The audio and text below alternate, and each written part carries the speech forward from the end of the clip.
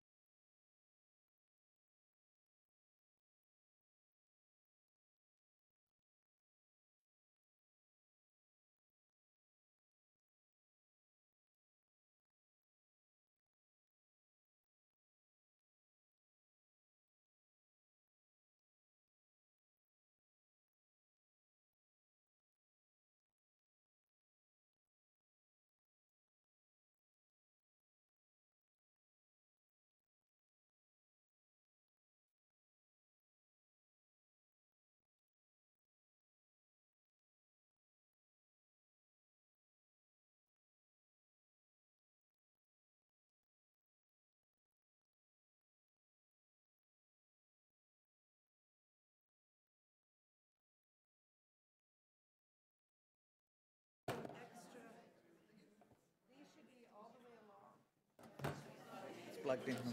Thank you. You're welcome. You have a thread as well Thank you. on your back. So is there any? Oh, but you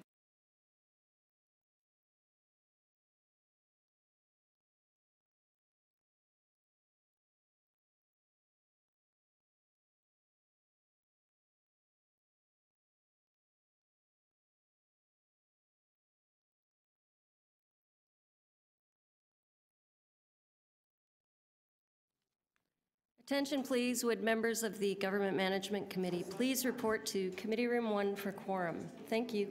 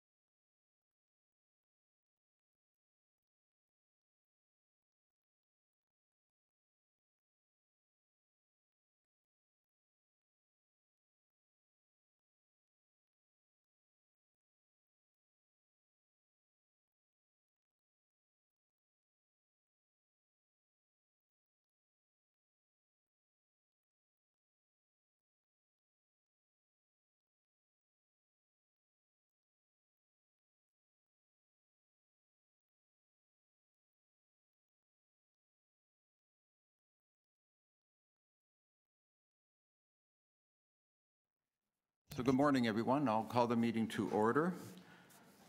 So we'll start by welcoming everyone to the meeting 27 of the Government Management Committee.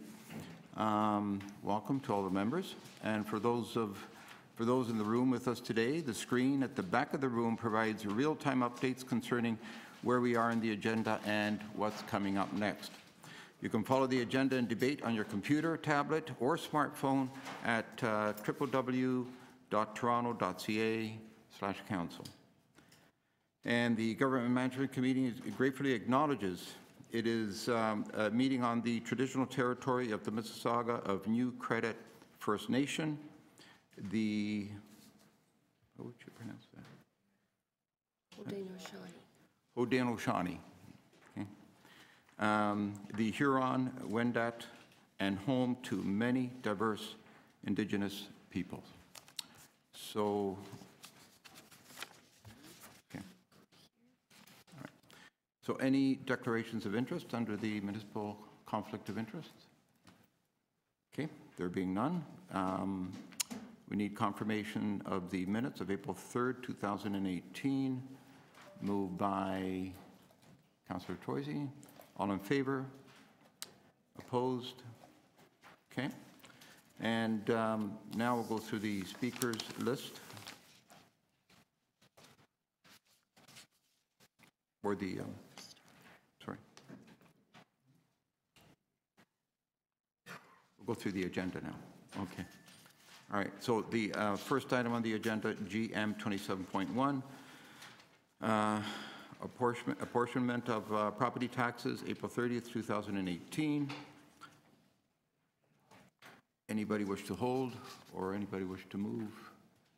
Councillor Shan? We should ask if there's anyone in attendance because it's a timed hearing. Maybe we'll just hold it.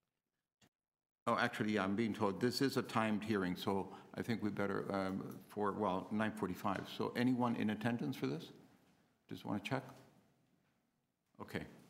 There being nobody in attendance, then it's moved by Councillor Shan. All in favor? Opposed?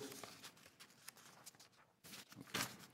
And next item, 27.2, cancellation, reduction, or refund of property taxes. And We have an amendment on that one, so you may want to hold it down. okay, I'm told we have an amendment, so I'll hold that down till a little later. So I'll hold that item. 27.3, accounts receivable write-off report. Anyone would like to hold? You're going to hold? Like to move adoption? Okay, all in favor? Opposed? Okay. Moved. And 27.4. Anybody would like to move or hold? Okay, Councillor Troisi. It's moving 27.4. So all in favor? Okay, that passed. 27.5, 2017 annual report on non-competitive purchasing activity. Moved by Councillor Shan. All in favor? Okay. 27.6, largest property tax debtors with tax arrears greater than $500,000 as of December 31st. Any? Adoption. Move adoption by Councillor Davis. All in favor? Opposed? 27.7, procurement or professional services from SAP Canada for the city's implementation of SuccessFactors to support enterprise transformational initiatives. Move adoption. Anybody? Councillor Davis. All in favor? Okay. Passed. 27.8, award of tender call number 267, 2017 for the construction of the Assyrian Community Center. We need a mover. Councillor Shan. All in favor? Opposed? Okay. I'd like to just hold it. Like to hold that one? Sure. 27.8 held by Councillor. Reopen it then. Oh, since it passed, I'm told I got to reopen it, so let's reopen it. All in favor? Okay, and now we will hold it for Councillor Davis. And 27.9, amendment to purchase order 604-5108 for replacement of window curtain wall system, roof systems, and safety anchors at North York Civic Center. Anybody like to hold? Move? Okay, Councillor Toisi is moving adoption. And the chair just arrived. Good morning. So we'll hold that. So at 2710, community space tenancy lease with North York Harvest Food Bank at 2975 Don Mills. Anybody would like to hold this item? No? Moved by all of you? Councillor Toisi? Okay. 2711, designation of 2 designated areas for vending on Nathan Phillips Square. We have a speaker on that, so we'll hold that down. 2712, indemnity provisions and real estate acquisitions for public entities. Any movers? Councillor Shan, all in favor? Okay. 2713, transfer of TTC lands at 546 Lansdowne Avenue. Anybody like to move? I'll move it. Councillor Ainsley, all in favor? Okay, opposed? 2714, appropriation of 30 Newbridge Road and 36 North Queen. I'll move it. Councillor Ainsley is moving. All in favor? Opposed? 2715, I believe this is on the speakers. 27.1, Fair Wage Office 2017 Annual Report. Councillor Troisi, moving. Would you like to hold that? Councillor Davis is holding 2715. 2716, Queensway Excavating and Landscaping Limited, disqualification from city contracts. We have speakers on that. 2717, we have speakers on that as well. That's it. So, would you like to take the chair? Great job, Mr. Vice Chair. Okay. All right. So, first item on the speakers list. Item 2, which was supposed to be a timed hearing. Oh, sorry, item 2, next page. And just ask if there's anyone in attendance, because it's a timed hearing. Okay. And then when there isn't anyone, we can do the amendment if Yeah, you're but willing this to. is held though. Yeah. Oh, for the amendment, correct? Okay. And, All right. and to ask if there's anyone here. All right, anybody here for 27.2? This is the cancellation, reduction, or refund of property taxes. Anybody in attendance to speak to that? All right, since there is no one in attendance, there is, I'm told, a technical amendment that's on the screen. You can have a look at that. And I'll be moving that item now with the technical amendment as shown on the screen. All in favor? Opposed? Right. The item is amended. And the item is amended as well. All in favor? Opposed? Okay, so that passed. Yeah. All right. So now we're going to the speakers list. 2711, first item. This is the designation of 2 designated areas for vending on Nathan Phillips Square.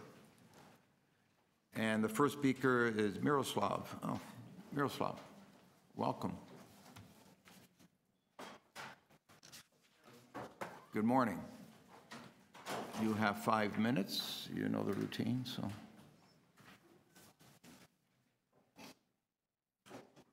Whenever you're ready. Go ahead. 5 minutes, right? Yes. Okay, I've been here. What? What? Oh, oops. There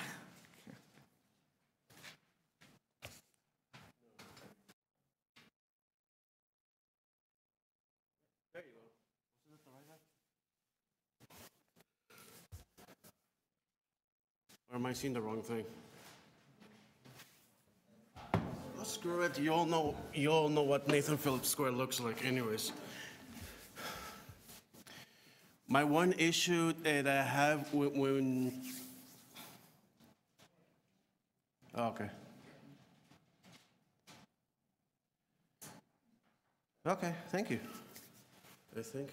Anyways, the one issue I have if you move the thing to the reddish orangey square from the original PDF, is there hasn't been anything how it's going to affect. If you move an item, you may be blocking people with in wheelchairs and scooters and things like that when you move around those hot dog vendors. And please don't cancel them. They're beautiful food because there's no real food in this area. When you there might be not enough room for people in wheelchairs or scooters. My aunt is on a scooter. It's a bit on the wider side. If you move, there's absolutely nothing on this report, unless I missed a line or two, that talks about how it's going to affect people with different mobility devices or under AODA. I have spoken about AODA here for many years. There's absolutely nothing here about it, and that's just my main concern. If you want to revitalize Nathan Phillips Square, go for it. Just leave my hot dog vendors alone. But the accessibility issue, even if you move it 10 meters, to most of you, it may not seem like a lot, but somebody on a scooter, what's it called, those walkers, it may change their life. Their life if they want to go out, get a hot dog or a burger or whatever else on those trucks. That's just my main concern. Thank you. Thank you, Mr. Glovich. Does anybody have questions of the deputant? Seeing none. Thank you, Mr. Glovich. Appreciate it. Questions of staff on this item? Councillor Davis? You just tell us what's happening and why they're being moved and how it will affect users. So we've actually had, through you, Mr. Chair, we've actually had in place an agreement with these 4 hot dog vendors since 1999. At that particular point in time, the city went out for a request of expression of interest for the revitalization of Nathan Phillips Square, and the agreements have been on a month-to-month basis since that time. Since the completion of the revitalization of Nathan Phillips Square, we want to proceed forward with a longer-term agreement for these 4 vendors. And the longer-term agreement is for what locations? The locations, as indicated in the report through you, Mr. Chair, are on the fronting on Queen Street. Yes. At the south side of the property.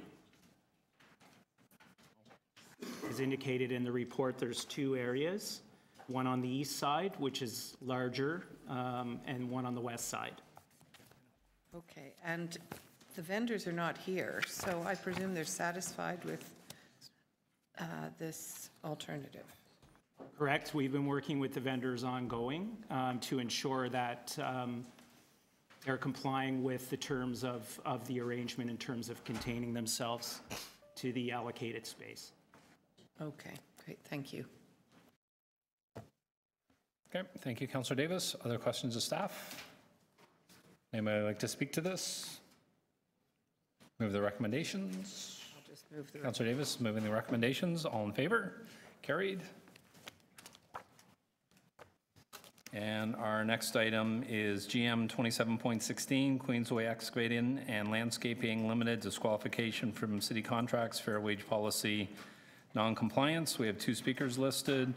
The first one is McDonald Allen from Weir Folds LLP. And just so everybody knows, there is a package in front of you from the deputant. It contains some confidential material we received on Friday.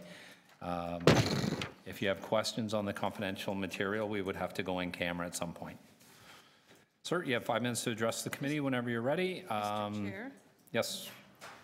There is information in this document that is the beginning section prior to Exhibit A that contains no confidential information related to identifiable individuals. So I'm wondering if you could look at the beginning section versus Exhibit A to determine whether or not we can ask questions related. I suspect that the first section we're going to hear submissions about in any event. So if legal or somebody could look at that section and tell us whether or not we're able to do that.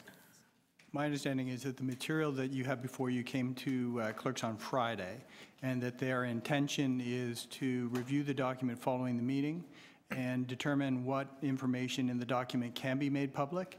I think that the decision that clerks have made in relation to the manner in which we're proceeding today is that members of council can ask in open session questions about the document of the deputants this morning, but should refrain from asking their questions in a way that would disclose information in the document that is related to identifiable individuals.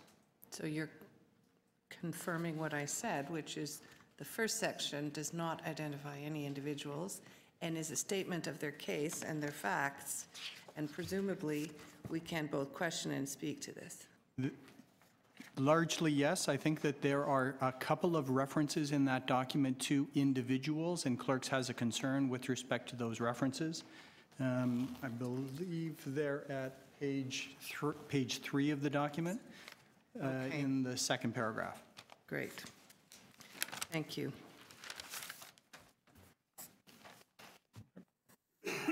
And Councillor Davis? I'm fine. Okay. So, sir, you have 5 minutes to address the committee. The way it works here, once you address the committee, any member of the committee can ask you questions for up to 5 minutes. Once that part of the process is over and we've heard from all the deputants, we call what's bringing back into committee, where we ask questions of staff on this item. Then each councillor can speak for up to 5 minutes on this item and move motions, and then we'll vote on the end on the report or any motions that are put forward. You have 5 minutes to begin whenever you're ready. Thank you. Good morning, councillors. My name is Matt Allen. I represent Kingsway Excavating. I'm here today with Mike and Edith Ragna, who are the owners of Queensway. Their 2 children, Mike and Edie Ragna, who also administer Queensway, and 2 current employees and machine operators, Robert Lukowicz and Drew Yates, as well as 1 former operator and employee, Archie LaRosa. We're here today to respond to 2 allegations arising from a 2018 investigation from the Fair Wage Office. The first allegation, which is set out in my written letter, deals with a 2006 investigation into Queensway. In 2016, not 2006. In 2016, Queensway was investigated, and it was determined that they were paying their employees an hourly wage rate that was below the fair wage rate. Queensway complied with the investigation. Queensway agreed to provide additional wages to 9 employees. Of these 9 employees, 5 of those employees voluntarily decided to give those additional wages back to Queensway. The allegation is that they were required to do so in order to keep their employment. That is just false.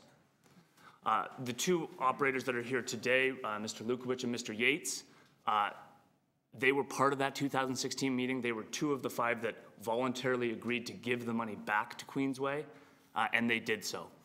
As part of that agreement, they also signed additional acknowledgements and releases indicating they knew that they were entitled to those wages. They could have kept them if they wanted to, and they voluntarily decided to give them back. And the reason they did that is this is a small business. These owner-operators don't tell their employees what to do. They all make decisions together. And so that's how that operated. I'm happy to answer questions with respect to the 2016 allegation. There are documents in that material that address that allegation specifically, but I'd also like to move forward to the current allegation, which is that in 2018 and 2017, the 2 most recent contracts that Queensway has been awarded by the city, the allegation is that they are paying their employees less than they are entitled to.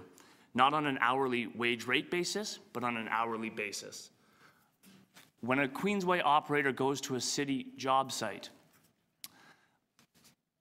Queensway receives a call. Queensway notifies one of its employees or operators that you have to go to job site A or B or C. They attend Queensway, they pick up a machine, they drive out to that city job site, and they either wait for their job to be completed, or they immediately get to work.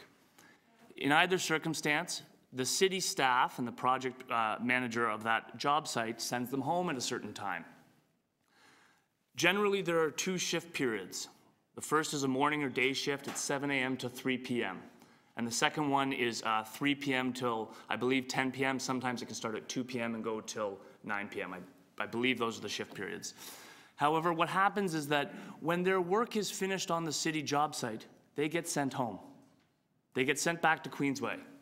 But they get issued a city shift card. Okay? And on that city shift card, it records that day's shift, which will either be 8 hours plus 1 additional travel hour, or in some circumstances, it can be a double shift. So you work the day shift and the evening shift. When that Queensway employee returns to the Queensway yard, they self-report the hour that they returned to the Queensway yard, and then they go home. So there's a discrepancy between, I'm just going to put a little diagram up here for you so everybody can understand what we're talking about. There's a discrepancy between the city's shift card, examples of which are included in Exhibit C of my written materials, and the actual time worked by the Queensway operators. I don't think the pages are numbered in your packages, but if you flip loosely forward to a contractor work card dated January 10th, it's about 12 or 13 pages through that Exhibit C. You'll see an example. This is a January 10th City of Toronto District or Toronto Water District Operations contractor work card. It says that he worked at a city job site from 7 till 3, records 8 hours, plus 1 additional travel hour that is included in the contract. If you turn the page in your package, you will see the employee's self-reported actual hour worked card. They return to the yard, and at the bottom, they write in when they return. That's what they get paid for. They get paid for the actual hours they're supposed to work, or they do work. That's what the fair wage policy requires them to do. So I'll stop on that point and answer questions. The fair wage policy doesn't require that Queensway pays their operators in accordance with this shift card. It requires them to pay for actual hours worked, and that's what they do. Okay, thank you, sir.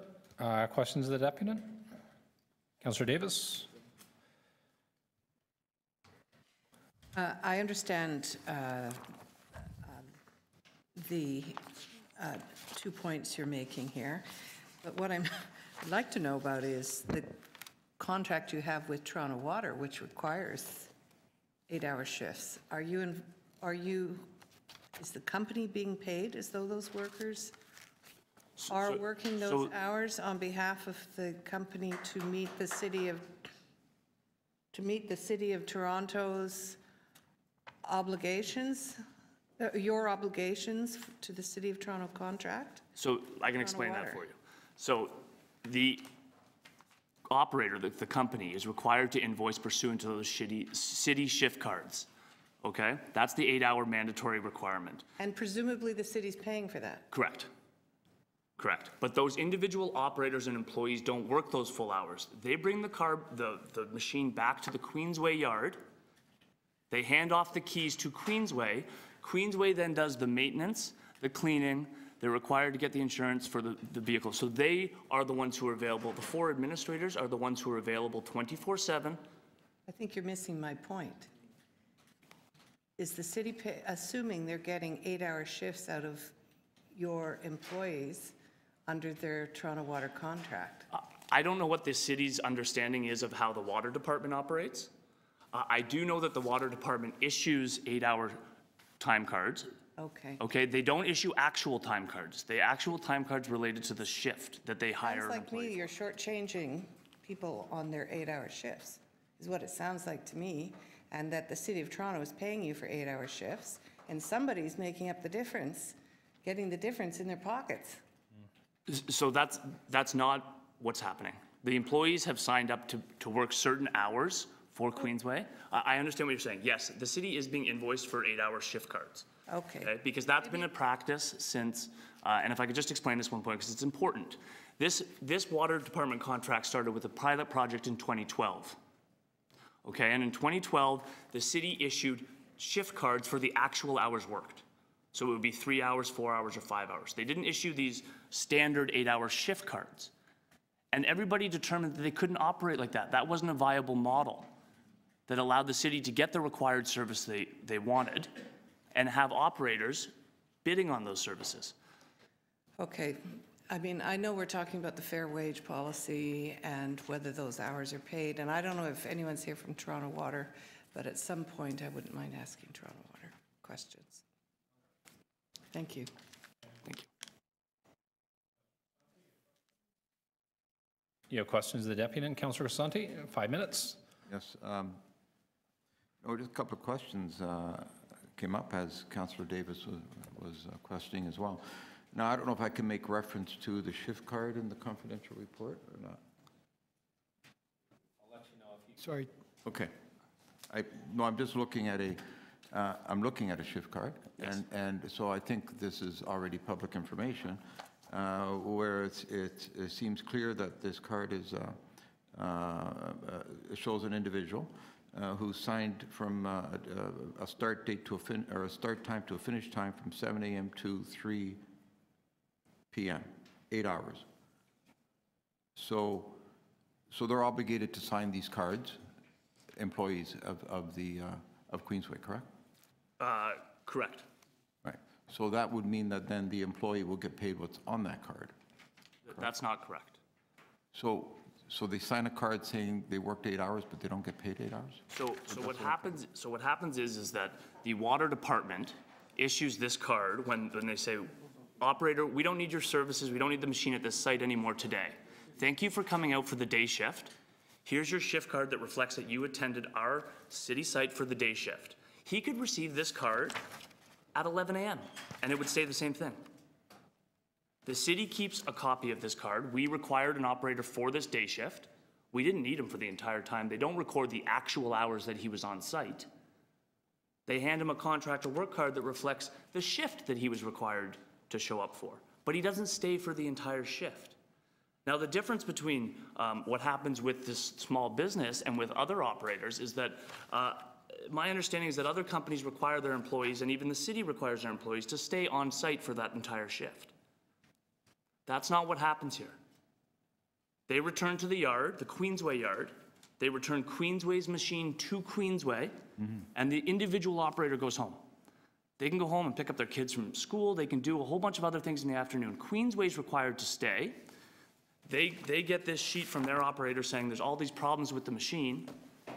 Can you fix it so that the next time I have to go out for a shift, I have a machine that I can run? And Queensway does that.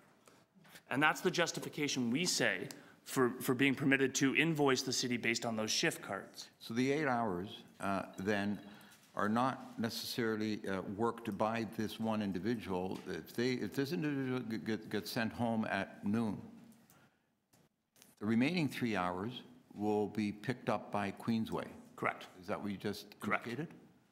They retain those 3 hours from that invoice. Does this card get adjusted to reflect the true hours worked? No. And why is that? I do not have the answer to that. If I'm an employee, and I've signed an 8-hour card, right, I expect to get paid for 8 hours. With the exception that in Queensway, when they come back to the yard, they log in the time on their Queensway card that they go home. And that's what they expect to be paid. The employees expect to be paid for the actual hours they work for Queensway. Queensway is not saying, employee, thanks, you got let off early by the city, but you have to stay here for your full 8 hours. So if that's what they expect, why are complaints coming in? That is the expectation. So if I know that the agreement between us is that I can work up to 8 hours, or I can only work to the point that you send me home because my services aren't required, then I'll get paid less than 8 hours. But why are we signing, or is an employee even signing for 8 hours? Well, the employee is signing the shift card that the city gives them. As to the motivation of the complaints, I can't speak to that. I understand some of the complainants are here. If I had specific dates that they're complaining about, I would say that we would actually have documentary and even video evidence from Queensway's yard of them coming back to the yard and going home. before the time that they're saying that they're entitled to be paid. So in terms of our fair wage policy and the way it's written, the city is invoiced for the full shift, Correct. even if the individual is sent home early. Correct. So if I can just make one clarification, how the city is invoiced is not reflected in the fair wage policy. There's a specific section of the fair wage policy that talks about the operator, the company's obligations. And in that section, the obligation of the company is to keep a list of names and classifications of all workers employed in the work, the hourly rate, and the hours worked per day. They have to keep their own record of the hours their employees worked, and that's what the fair wage policy says that they should be paid. They're two separate issues. I know we're trying to join them, and everyone, when I got presented with this issue, I struggled with why they shouldn't be joined, but they're not. Do the employees Sorry, Councillor Croissant, to answer your last question. Do the employees understand what you just said, though? Yes. And they sign off on it? All right, thank you. Councillor Shan, 5 minutes. Thank you, Mr. Chair. My first question is around the first case of 2016. You mentioned about 5 of the 9 employees returning their increase or the payment back Correct. on a voluntary basis. Correct. How does that happen? And was it like, did they come into an agreement that they said that they will be doing this on their own, like signed? So yes, so what happened was Queensway met with their employees and said, during this 2000 investigation with Fair Wage Office, it's been determined that you're entitled to additional monies. This is how much you're entitled to. And several of those operators stood up and said, we don't want that money. We want to return that money to Queensway. We want to keep working for Queensway.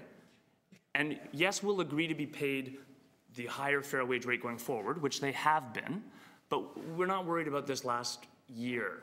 We're going to give that money back to Queensway. 4 of those 5 individuals signed documents that reflect that it was a voluntary return of money. Candidly, one of them did not, and I understand from my client that that was just an administrative oversight, but that individual continued to work for a full year plus for Queensway before these allegations were raised. The question around hours, so the second case, when you're going to the thing, so there's been basically employees signing a card for 8 hours but not being paid for 8 hours. The understanding from the company is that part of the hours was compensating the work they were doing to complement what needed to be done. Was this ever communicated to the city as the way the function is happening? My understanding was that there had been discussions at some of these meetings about how this worked. I mean, the city and the water department certainly knows that they're signing time cards for 8 hours when they're sending the guys home before that. So my understanding was that they had conversations. The specifics of those conversations, I actually don't have the information today for you. But this has been a practice that's gone on ever since that pilot project. So from 2013 forward, with these water department contracts, this is how it's operated. Okay. Thank you.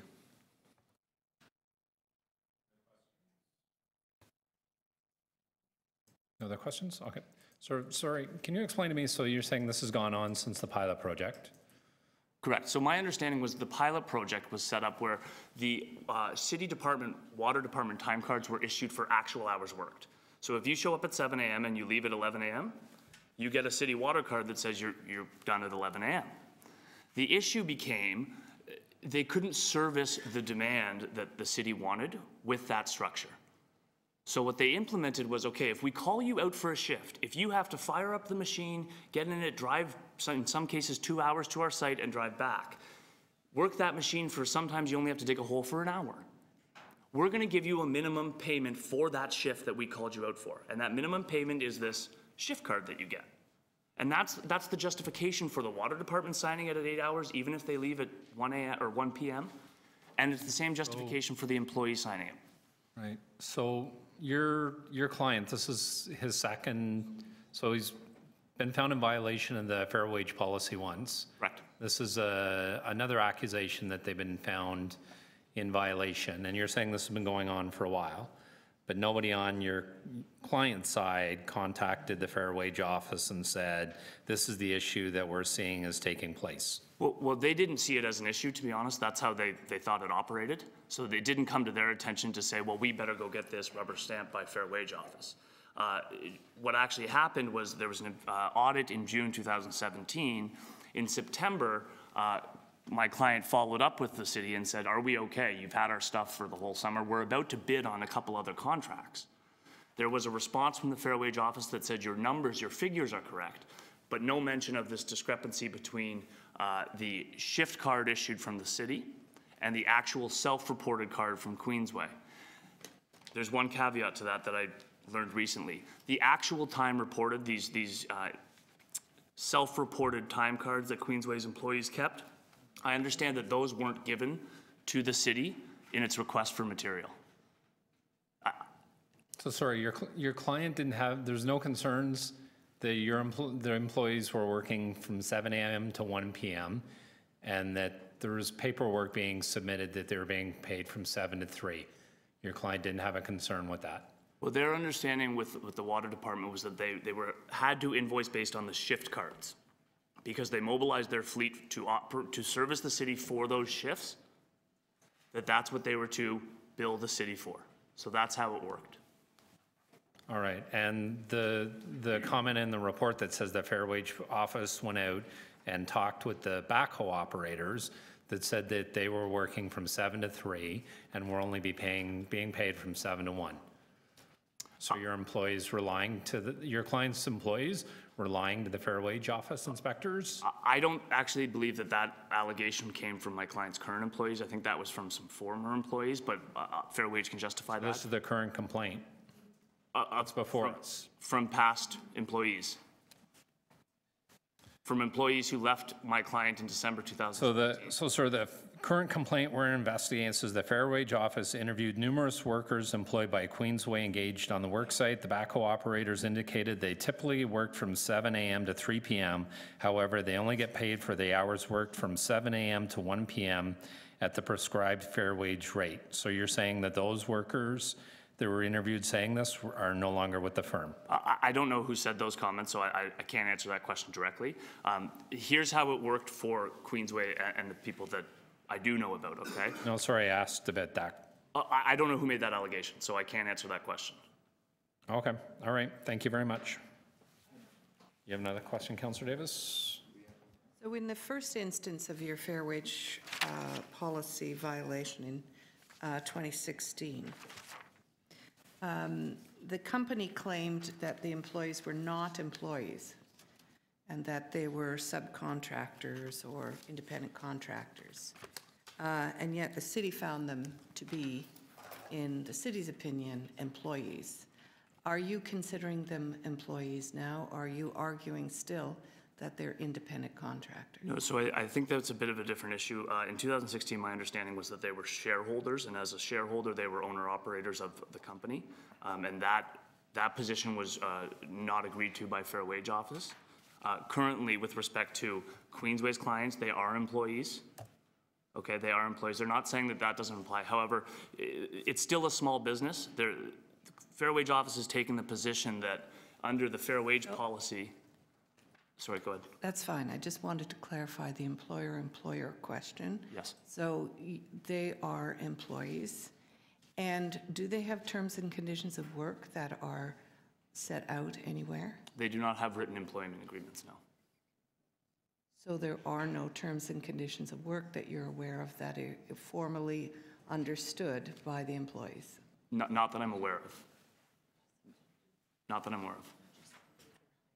So there is nothing that says you get paid by strictly the number of hours you work?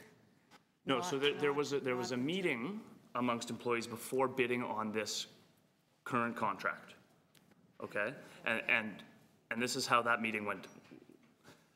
They turned to the employees, the owner of the company said, what's a fair wage for you? What do you want to be paid?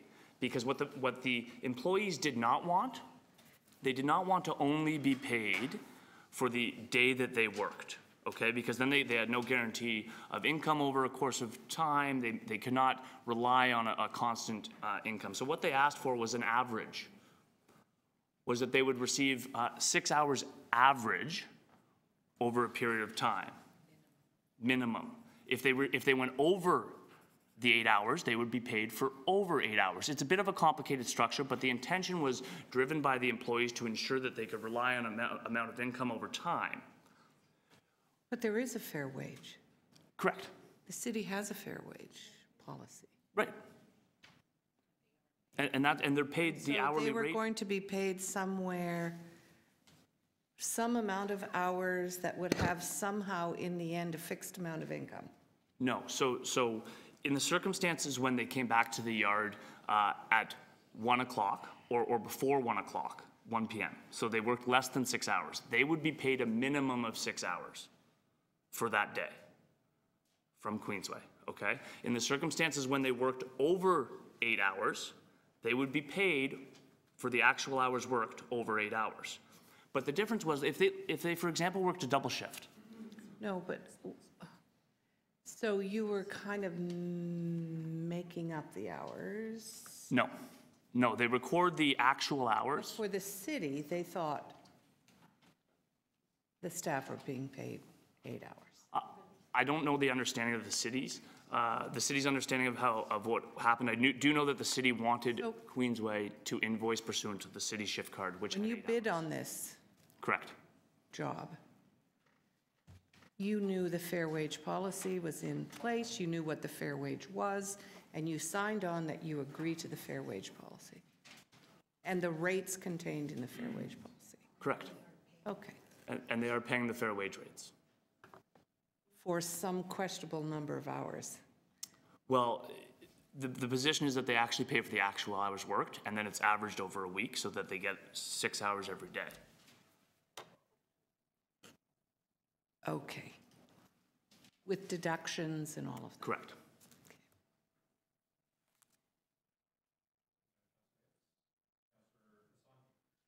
I just want one more question. So clearly some employees of Queensway feel that they're not being paid for the full hours worked.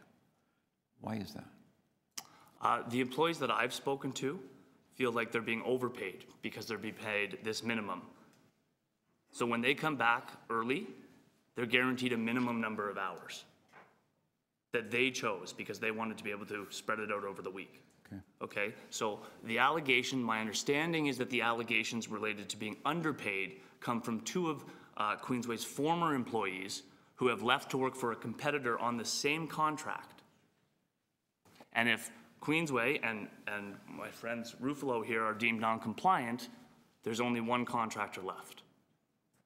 So they're complaining because maybe the other employer is paying differently on a different scale? I don't know the motivation for their complaint. What I'm saying is that the employees that currently work for Queensway do not feel like they're being underpaid. Just on a point of order. So earlier when I asked you that question about Yes. whether the employees that were complaining, you said you didn't know if they were current employees or former employees, and now you're saying they're former employees. So we had a meeting with the Fair Wage Office last week, and I was informed that there was allegations from two former employees. With respect to the report came out, and I don't know who specifically made that allegation. The report came out after our meeting with Fair Wage Office. So I don't know who specifically made that complaint. sorry to interrupt, Councillor Crisanti. My apologies. And I just have one final question. Does the Fair Wage Office understand, or from the very beginning, were they ever explained how the policy is with Queensway in terms of how they pay out? No, so my understanding is that our meeting last week was the first time that this was laid out for them, how it works. They hadn't actually seen the actual time cards that the employees self-report with the time they return. So they were operating under the assumption that the city shift card, the employees were working those full 8 hours. All right, then we'll have questions of staff, I'm sure. All right, thank you. Thank you. Okay, thank you. Does anybody else have any questions? Nope. Okay, thank you, sir. The next deputant is Fulvio Savini.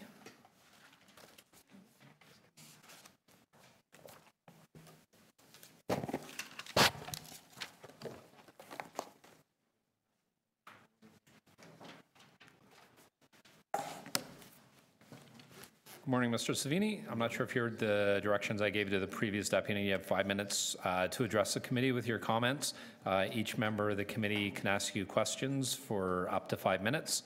After that, we bring it back, what we call bring it back into committee, where we can ask questions of staff on this item, and then each member of the committee can speak for up to 5 minutes and move motions, and we'll vote on the motions and this report. There's the speaker in front of you. There should be a light on in front of it on the table. That means the speaker's on, and you have 5 minutes to begin whenever you're ready. Thank you. I just want to say a few words, not a lot. The self-reporting timesheets that the gentleman was indicating were circle check sheets. The contractor did not submit those to the city for payment. They submitted the actual receipt from the job foreman, signed by the operator and the foreman witnessed as form of payment. So we never, and my colleagues, never signed any papers saying that we agreed to 6 hours a day. When I first started with Queensway, I was being paid 8 hours a day. Then after they were first audited, they decided to pay us 6 hours a day. So I thought that we would go back to 8 hours a day like we were making when I first started, because I was making $25 an hour when I first started at 8 hours a day. Then later on, they were forced by Fair Wage to give us a raise, and they cut our hours. So basically our pay was the same. And the city gives us 8 hours plus 1 hour traveling time, which the traveling time we never got, never ever got. So they say 6 hours a day, they pay 6 hours a day, we come back at 1. Sometimes we come back after 1 o'clock. Many, many times come back after 1 o'clock, even 3 o'clock, but still only getting paid till 1, and no traveling time. So me and my colleagues were looking for other employment. And when we did find other employment with another contractor that works for the city under the same contracts, we decided to leave. Now we are making 8 hours a day plus traveling time with another contractor. So this practice that's still going on there, me and my colleagues are wondering how long is it going to go on for before something is done. That's all I have to say. Okay, thank you very much. Questions? Councillor Davis? I don't think I got information at all. How many people are working there? Do you know? I should have asked the lawyer, but I don't know. you don't know. Okay. I'll ask our staff. So just, I asked this question and it's very clear. There are no terms and conditions of work that are set out either in a collective agreement or in any kind of agreements. But your understanding when you started the job was it was 8 hours. Yeah, I was originally making 8 hours. And everyone assumed that. Yeah. That was the verbal agreement you had. Yes. And also a verbal agreement that we would repay the money that was deemed ours by Fair Wage when they were first audited. And I did repay it. But I didn't sign any papers agreeing to it. Mine was You did give over, back the money. You did give back money? yes, $9,300. Thank you. It's all documented with Fair Wage. Councillor Crisanti, questions of the deputant? Yes, thank you for coming in and your presentation. So when you first started at Queensway, you started understanding that you would get paid for 8 hours, and you actually got paid for 8 hours. Yes, Somewhere down the line that changed. yes. After they were audited the first time, the city Fair Wage Department mandated that they pay us an increase from 25 to 40-something an hour. So they decided to cut our hours by 2 to make up the difference in pay increase. Okay. And you said you went, eventually you left, you went to another contractor. The other contractor, the work you do there, is it the same in scope? Exactly the same machine as well. Right, and you're there, are you still there? Yes, Okay, and you're getting paid what it says on the city ticket. 8 hours, Yeah, plus travel. plus travel, so it's 8 plus. Yeah. All right, thank you. Councillor Shan? Thank you, Mr. Chair. Now, were all the employees who were working with you were aware that this is money coming from the City of Toronto to pay you through the contract? We don't know how much it is. No, not the money, but you knew the City of Toronto was was the source of the work, right? Yes, well, we work for the City of Toronto every day on emergency repairs. Okay, and were they aware of ways in which they would be able to contact City of Toronto to make those complaints if there were any? Myself? Not you, just in general, the workers, were they aware of what their Yes, we were aware of the recourses fair were? wage policy, yes. Because the first time they were audited, we were aware. Okay, were you aware before the audit happened that No. you weren't aware of the fair wage policy before the audit happened? Okay. No. Okay, thank you. Okay. Okay. Thank you very much, sir. Appreciate you coming in this morning. Questions of staff? Councillor Davis?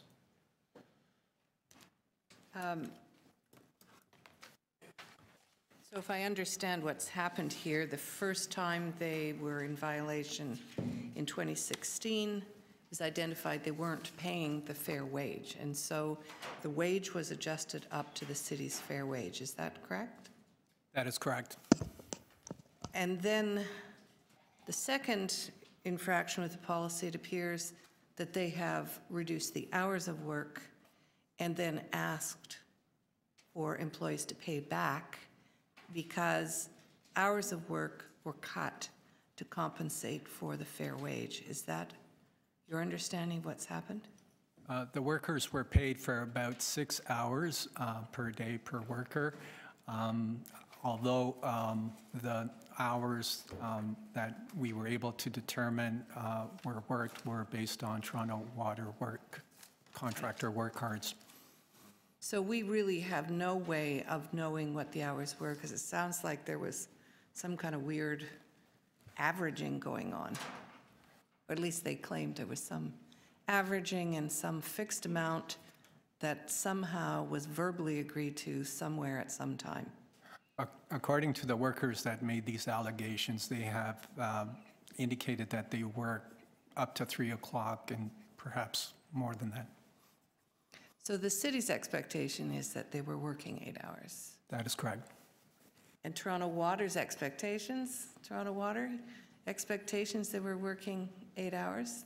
They bid on a contract and said, Through you, Mr. Chair, absolutely. The machines and the operators were embedded with our crews. Our crews work an 8-hour day, and so our expectation is that the resources were available to us throughout that period. okay. So what is outstanding if they were to pay the difference this time? I believe it's about $270,000 or so. Currently, we only have information for 2017. However, we're in the process of obtaining additional information from January 2018 to the most current pay period. So our estimates, it's about 200 or 300,000 or so. And how much of that has been, does that include the amounts that were so-called paid back? The 2016 non-compliance wages that were returned are not part of the 2018 calculations. But that was all cleared up, presumably. In 2016, workers were requested to come in and pick up their back wage payments. In fact, the Fair Wage Office instructed Queensway to process back wage payments, deliver that to the Fair Wage Office. The Fair Wage Office then notified the employees for distribution. workers came in, signed off that they agreed to the investigation and the amounts in back wages. And then when we were conducting our 2018 investigation, new information came forward where number of Queensway employees provided documentation that shows that they returned money back to the company. So their non-compliance was returned back to the company. Okay. Do you have any idea how significant that was? In one case, non-compliance amounted to about $20,000. With source deductions, it was about $9,000 or so in one case, but I could check other cases for you if you wish. So how, is this contract still in effect? What's happening now? It was a 2017 contract. Oh, it went to, oh, it is supposed to go until September, That's right. the end of September. So what is happening now? How many employees are there now, and what are they being paid in The employees are fair being, wage and hours? yeah, the employees are being paid under, for the 9 hours of work at the fair wage rate, but they're not being paid the additional hours that they purport to be working. So that is still ongoing. We have worked closely with Toronto Water to withhold back wage payments so that we can secure funds on behalf of the workers. I'm sorry, I didn't understand that. So they're being paid 8 hours at fair wage, but there's some dispute about overtime or additional hours. No, they're being paid for the 6 hours at the fair wage rate. Oh, I see. But they're not being compensated for the additional hours worked. So is there any evidence of what we heard from one of the workers, which was that they were hired on the assumption they were working 8-hour shifts? No, I don't have anything available to us. Anything that shows they were working 6-hour shifts? Well, we Just do what have the you have. contractor work cards that demonstrate that.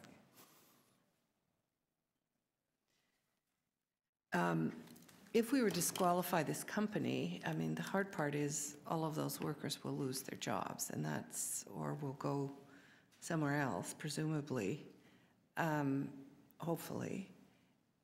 So is there a way they can be compensated? Let me think about this. I'll ask you maybe offline. Thank you.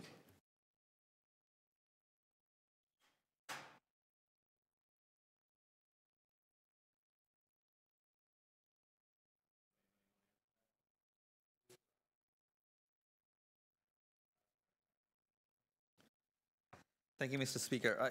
Just quickly, in terms of number of employees impacted, if this was to be, if the company was under this particular action recommended, do you know how many employees would be impacted? I believe there's about 15 employees that are part of the 2018 investigation, and the 2016 investigation, it involved 19 employees. And that's the number of employees that are supported by the city's contract work, right? Right. Okay. How long has this company worked with the City of Toronto? How long has this company been in any form of purchase of services with the City of Toronto?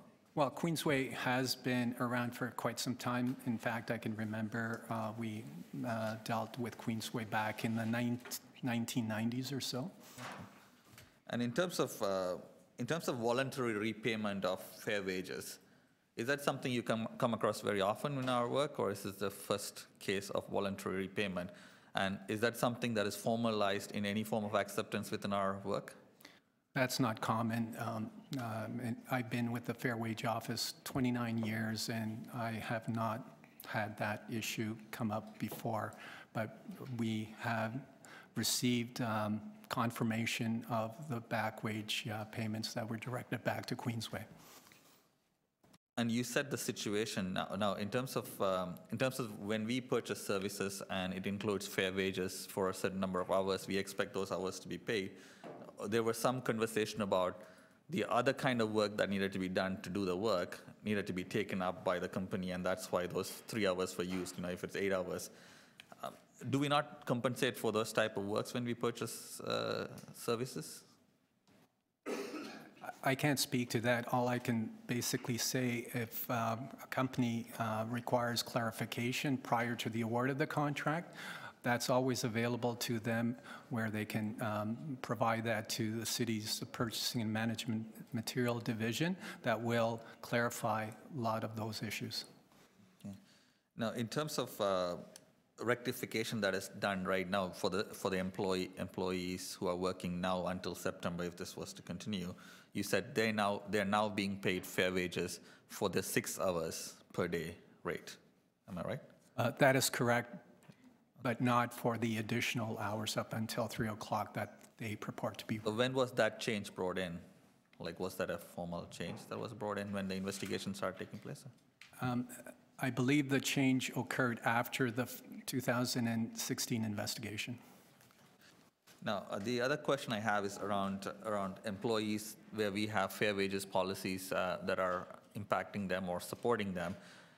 Do we take any additional steps to let them know about this? Like, for example, when I asked the question about did the employees know about the city's fair wages policies before the investigation, the answer from the gentleman deputant was no. Is there any kind of conditions or requirements that when we enter into a purchase of service or contract that employees are made aware that they're under the fair wages policy? We do have a website that really provides good information for workers. Secondly, when we do go onto job sites, we do post the fair wage policy in a place where workers can view that. So in this particular case, it's very difficult because there's no trailer per se that's stationary where workers can view their rights in terms of what wages they're paid. But in the absence of, here we saw an example of where there were no formal contract type materials between the employer and employee, from what I'm hearing. Is there any precedence from our side where we've actually said, this is a form that outlines fair wages policy from the City of Toronto, give this to every employee and have them sign receipt of it, or some sort of a way where we actually make aware employees about the fair wages policy directly as part, not directly, but through a particular requirement? Unfortunately, the contractor has the contract documents in terms of what their obligations are, but the employees don't necessarily end up seeing what their rights are under the fair wage policy. Just as a reminder, what does our investigation into a fair wages related complaint look like? Does it look like looking at payrolls, looking at what type of information are we able to access from employers to do that? Well, typically we request to see payroll documentation or any other material that may be desired in terms of determining compliance. In addition to that, we also are able to work closely with our divisional staff in order to obtain logs of work that is being performed. So would I be correct in thinking that in 2017, the City of Toronto would have assumed 15 full-time employees in this situation, where in actuality, there were 15 part-time employees in 2017, that we supported part-time employment in the last year? That was your last question, Councillor? I'm not sure whether that applies to these contractors. I mean, there are part-time workers, but from what I can tell, most of these workers are directly employed by these two companies to perform the work. Thank you. I saw Councillor Crisanti and then Councillor Choisy. Thank you, Mr. Chair. How long has Queensway been doing work for the city? Do you know? I believe going back to the 1990s or so. So a long time. Yes. And so these issues have been coming up more recently. It's been a good relationship otherwise? Well, not necessarily. I think Queensway, going back to 2016, in order to circumvent or sidestep the fair wage policy or pay the appropriate wage rates, their inclination was to deem some of their employees or workers as shareholders, and that certainly did not meet the test in terms of applying to the fair wage requirements. But they've since adjusted their policy there. They no longer do that.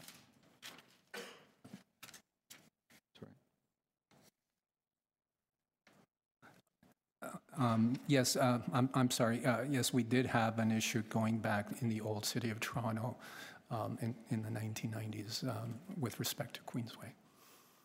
Okay, but they've served the city of Toronto a long time. Yes. Yes. So it seems like the only this is their one of their major contracts. So I guess the potential is, depending on what happens here today. And I think Councillor Davis alluded to it, that there's could be up to 15 people that could lose their jobs if there is a hard and fast suspension. Potentially, that may be the case. These are skilled workers in terms of operating equipment, and there is a need for that type of skill set out in the industry. Has Queensway ever explained how they actually bill the city? When I'm looking at time cards, without mentioning any details of it, but other than there's one in front of me that says 9 hours, including an hour travel. So do they invoice the city based on this time card or based on different information they supply? They bill the city on the Toronto Water work card that Queensway signs off on, Toronto Water signs off on, and the worker as well. However, you've discovered that they're paying their employees differently. They're not paying their employees on the same scale that they're billing the city. That is correct. And do you know, so when they bill the city for 8 hours and pay their employees 6 hours, through your discussions or investigations, have you found out where the other 2 hours go? Well, Queensway explanation has indicated to us that those hours could be for, an hour for lunch, half an hour for our 2 coffee breaks, or for that matter, some travel time as well. Okay. All right, thank you. Councillor Crisanti, Councillor Choisy, questions to staff, 5 minutes. Thanks, Mr. Chair. Along the lines of Councillor Shan, the representative basically said the owners didn't know if their practice didn't align with the fair wage policy. Can you clarify what their obligations are to make themselves aware of their responsibilities? Well, in the actual call document, there is a copy of the fair wage policy, and it also indicates what the fair wage schedule for that type of work is. Not only that, prior to the award of the contract, the Fair Wage Office sends a declaration to the company that they have to complete. So they have to identify whether or not they will be engaged in any subcontracting, type of classifications of workers that they will be employing, what hourly wage rates and benefits they will be paying their employees. And based on that information, the Fair Wage Office signs off with a recommendation to award, and purchasing issues the purchase order as a result. So there is a mechanism in place to ensure that companies are aware of their obligations. And secondly, if the company requires clarification, then there is a process also through the purchasing process to submit their request in writing so that an addendum can be issued to all the vendors. Great, thank you.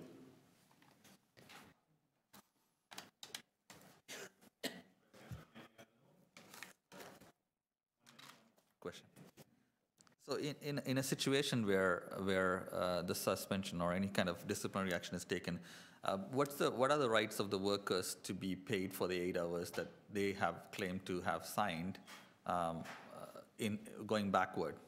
Is that something that Fair Wages Office have any kind of power or mandate to say if they have been giving us our time sheets, whatever we have for 8 hours, would they still be eligible to get that as part of our requirement? There is a process in place, and the bylaw allows the manager fair wage office to recoup funds on behalf of the employees. So we also have tools available to us where we can hold money back from the contract, take that money, pay the workers, and deduct that from the company's contract. Thank you.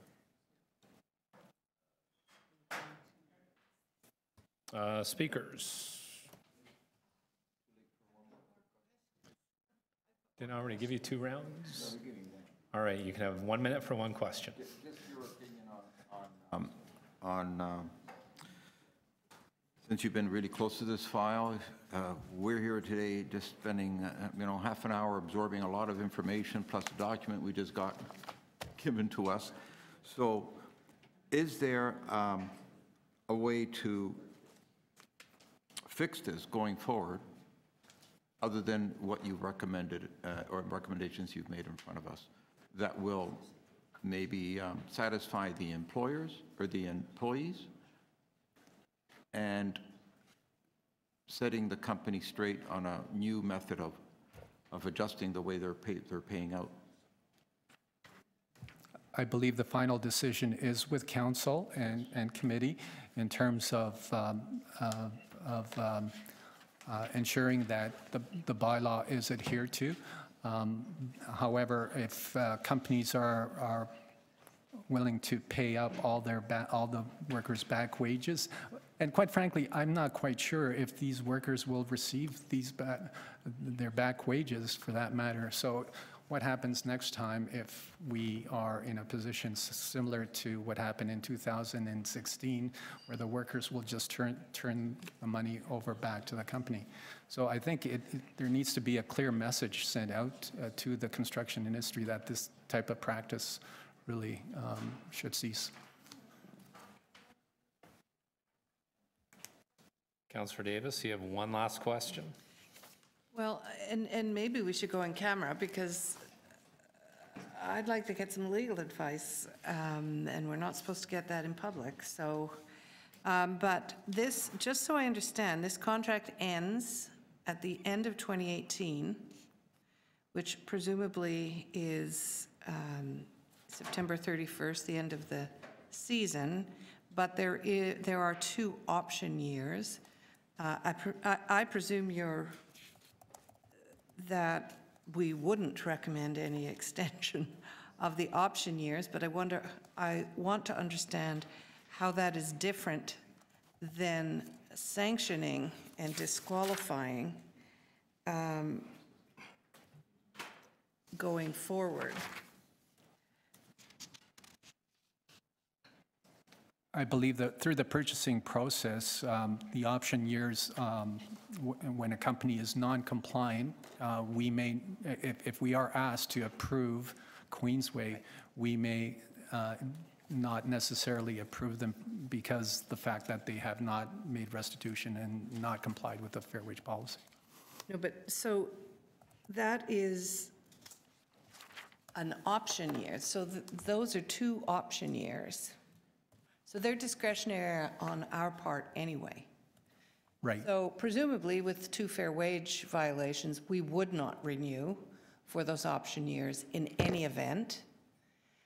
But what you're suggesting here is that they be disqualified for a 2-year period.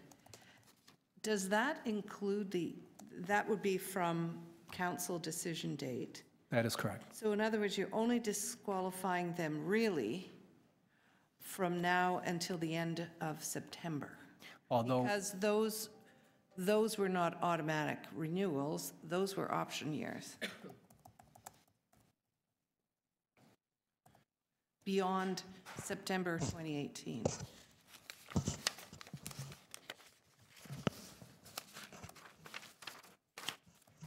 So you would recommend, would you not, that there not be an option renewal for 2019 to 2022? Sorry, just by way of clarification, the recommendation in the staff report is that council disqualify Queensway from conducting business on city projects for a period of 2 years inclusive. It's not simply on this contract, it's any city contract. But what I'm getting at is those 2 years, oh, do they have other city contracts? Sorry, through the chair, Councillor, the report is echoing the wording in the bylaw. So the bylaw basically says once you're found in non-compliance, then the recommendation can be a disqualification for a 2-year period from bidding or being eligible to work on city contracts. So it wouldn't matter whether it's an option year, we wouldn't renew the options, but if they bid on anything else coming in, then there would be a list of companies ineligible to be awarded those contracts.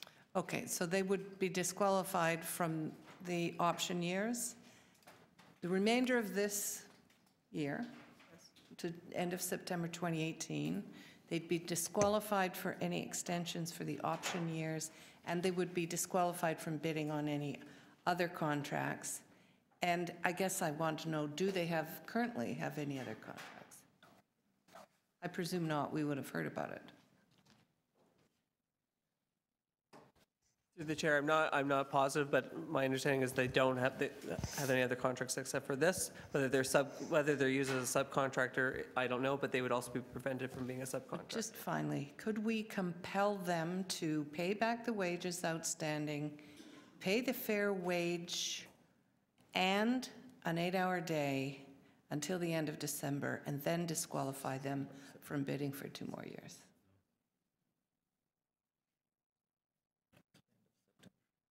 Till the end of September, yeah.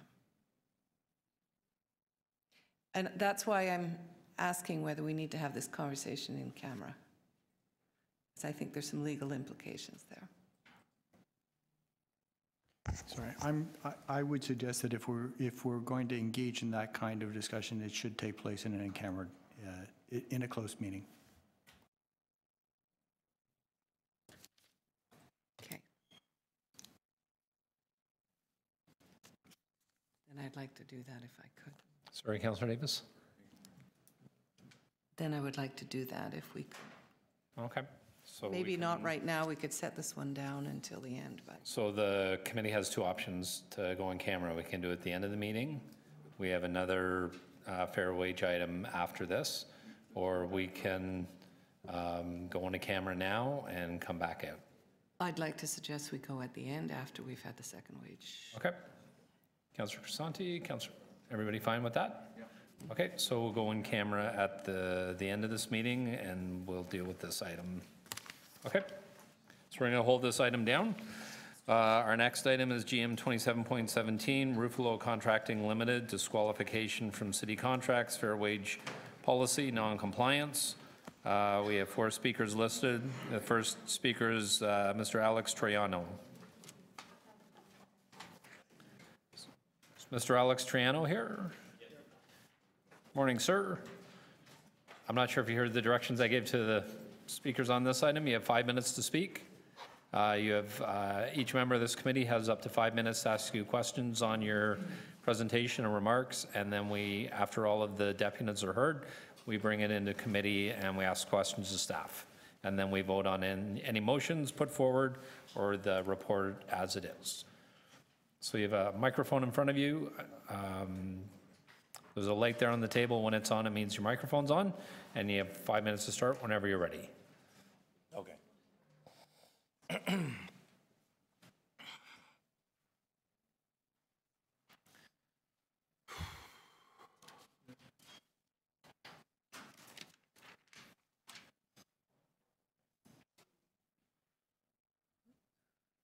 You can spin it around if you want. I don't know if it will all fit. Keep spinning. There you go. There you go. Okay.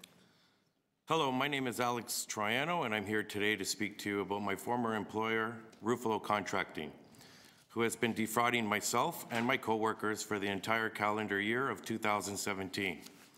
We are the backhoe operators that are currently working for the City of Toronto Water and Sewer Division.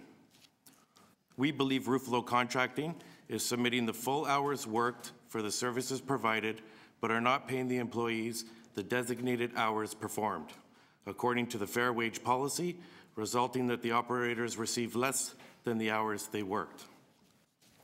During my employment with Ruffalo Contracting, we worked an 8-hour shift from 7 a.m. to 3 p.m., plus a 1-hour travel time for a total of 9 hours a day. Ruffalo Contracting would only pay his employees a total of 6 hours a day, noting that during any shift, there are no designated times for lunch or breaks.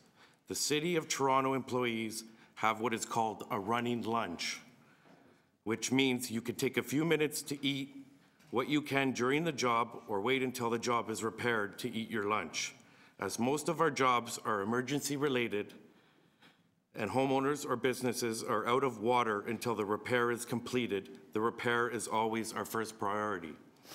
On some occasions, we will get signed off prior to 3 p.m., but we are still on call, and if required, be available to go to another location.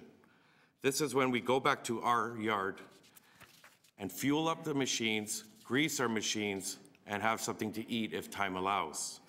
Occasionally during the work week, there are premium afternoon shifts, which are scheduled from 3 p.m. to 11 p.m., which is considered a secondary shift. This is where we are asked to stay and continue the job in order to complete it, or if the operator is needed for an emergency at a different location. In these cases, we would receive the full 8 hours worked for the secondary shift, but it would be at our regular rate of pay and not at the premium hourly rate as per the fair wage schedule. This would also not include the additional 1 hour for travel time, but the employer would invoice the city for this.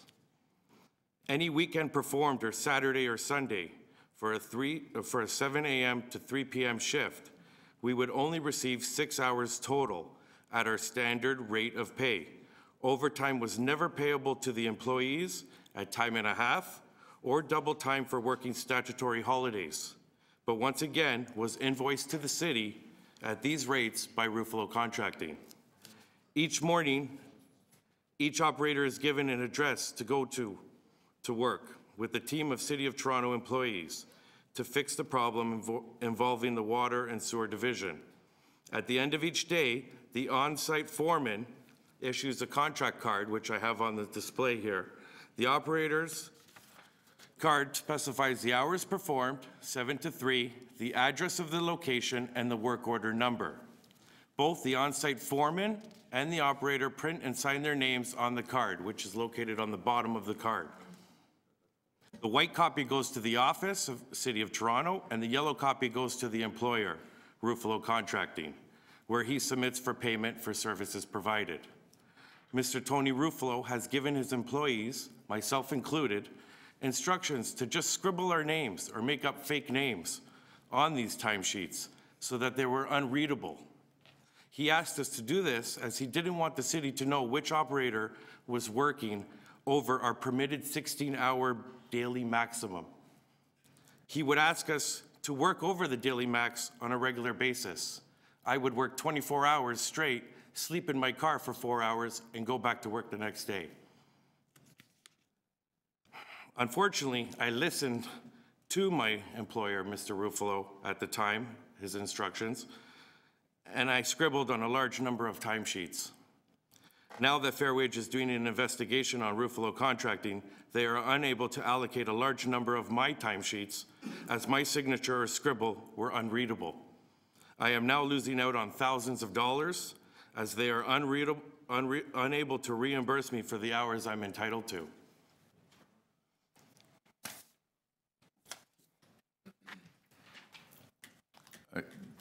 I'm not finished. Sorry. I know, you just have a few more seconds. Go ahead. I've provided Fair Wage with all my personal timesheets and payroll slips for all of 2017 in order to cross-reference dates with the unreadable timesheets to prove that those scribbles were indeed my signature. I had worked and I got paid for those days. In addition to my personal slips, I have also requested Fair Wage to cross-reference with unreadable, with the city daily Hansen reports or personal log You need to wrap up, sir. which indicate the operator's name that worked in each location that day. In addition, I believe that my Canadian citizen human rights in the workplace have been violated on multiple occasions throughout my employment with Ruffalo Contracting. Mr. Ruffalo subjected me to an environment of repeated verbal harassment on a daily basis. Your time is up, sir. I gave you an extra 30 seconds. Thank you. You had 5 minutes, so I gave you an extra 30. But thank you. Maybe through questions, some more information could come out. Any questions of the deputy? Councillor Shan? You were starting to touch on human rights related Yes. stuff. Can you tell me what actually? Well, Mr. Ruffalo asked us to sign this letter.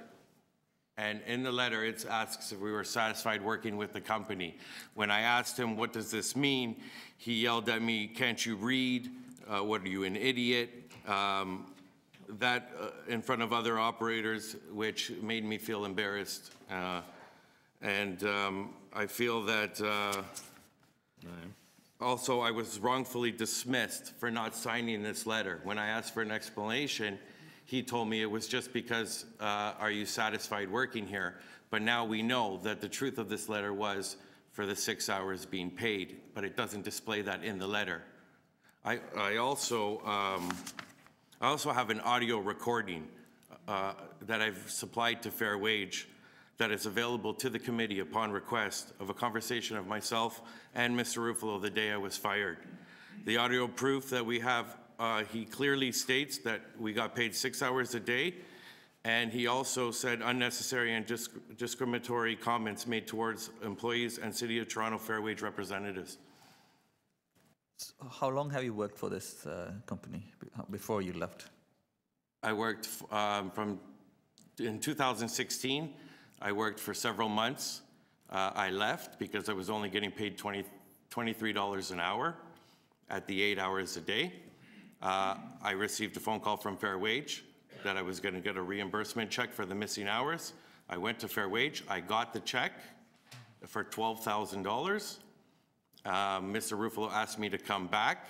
I came back. He told me that Fair Wage was giving him an increase, a raise to the Fair Wage policy, and because of that, I was going to get only 6 hours a day, but I was getting an increase in pay from $23 to $55. Did you before the investigation? How familiar were you about Fair Wages policy and? I'm sorry. How familiar were you about Fair Wages policy or the office? I had no idea about Fair Wage, the policy, anything until after the investigation was being done this prior year, 2017. I was approached from Fair Wage to give any information, anything that I can help. And then at that time, when I got fired from Mr. Ruffalo December 28th, 3 days after Christmas. And I had no job. And I went and I worked for Queensway for a small period of time, maybe 1 month.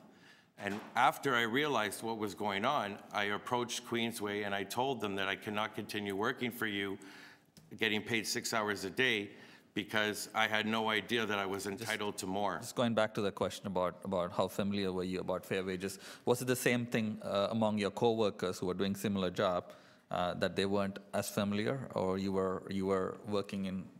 We were advised by our employer that Fair Wage said we were getting 6 hours a day now instead of 8 because of our pay increase. Okay, thank you. That's what we were advised. We were led to believe that. When I asked Mr. Ruffalo mid-July for an increase in hours, instead of 6, maybe give me 7, he said, no, there's the door. You don't like the job, go find another job. He threatened my job. Thank you. Okay, thank you, Councillor Shan. Other questions of the deputant? Sorry, I saw Councillor Davis's hand. When did you get this letter? I can't see the date. Is there a date on there? This letter is December 28th, 2017. So they are still claiming, this company, that the workers are independent contractors? We were paid as subcontractors through this company, but we are not owner-operator. We do not have shares. We are just operating their machines. Okay, I was about to say, you don't bring the machine with you. No. You are just doing the labor. I'm just a laborer operating the machine for my services, and I'm considered an employee. I went down to Bay Street to try to get a labor. I'm sorry, I forgot what it is. WSIB certificate number, because I'm a sole proprietorship, own my own company, and they told me that I was not responsible for WSIB because I'm not an owner-operator, and the employer has to pay the WSIB. I'm just an employee running the machine.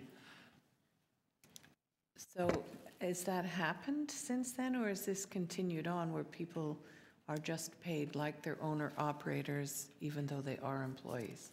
Does this practice continue to this day? Do you? I do not continue. I'm not currently working for No, Ruffalo but anymore. Do you know? I don't know. Okay. So, all right, that's fine. Thank you. Okay, thank you, Councillor Davis. Other questions of the deputant? Seeing none. Thank you very much, sir. Appreciate you coming in this morning. The next deputant is Mike Giamuso. Thank you.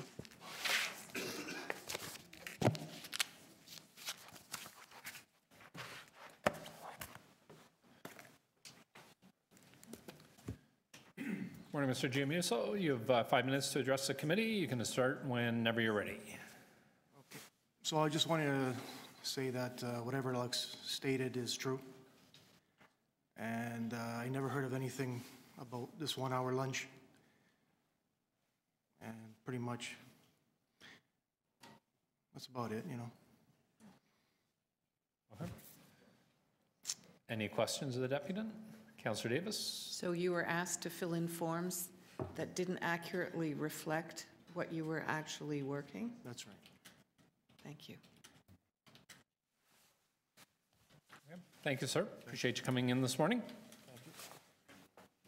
The next deputant is Mr. Paul Da Silva.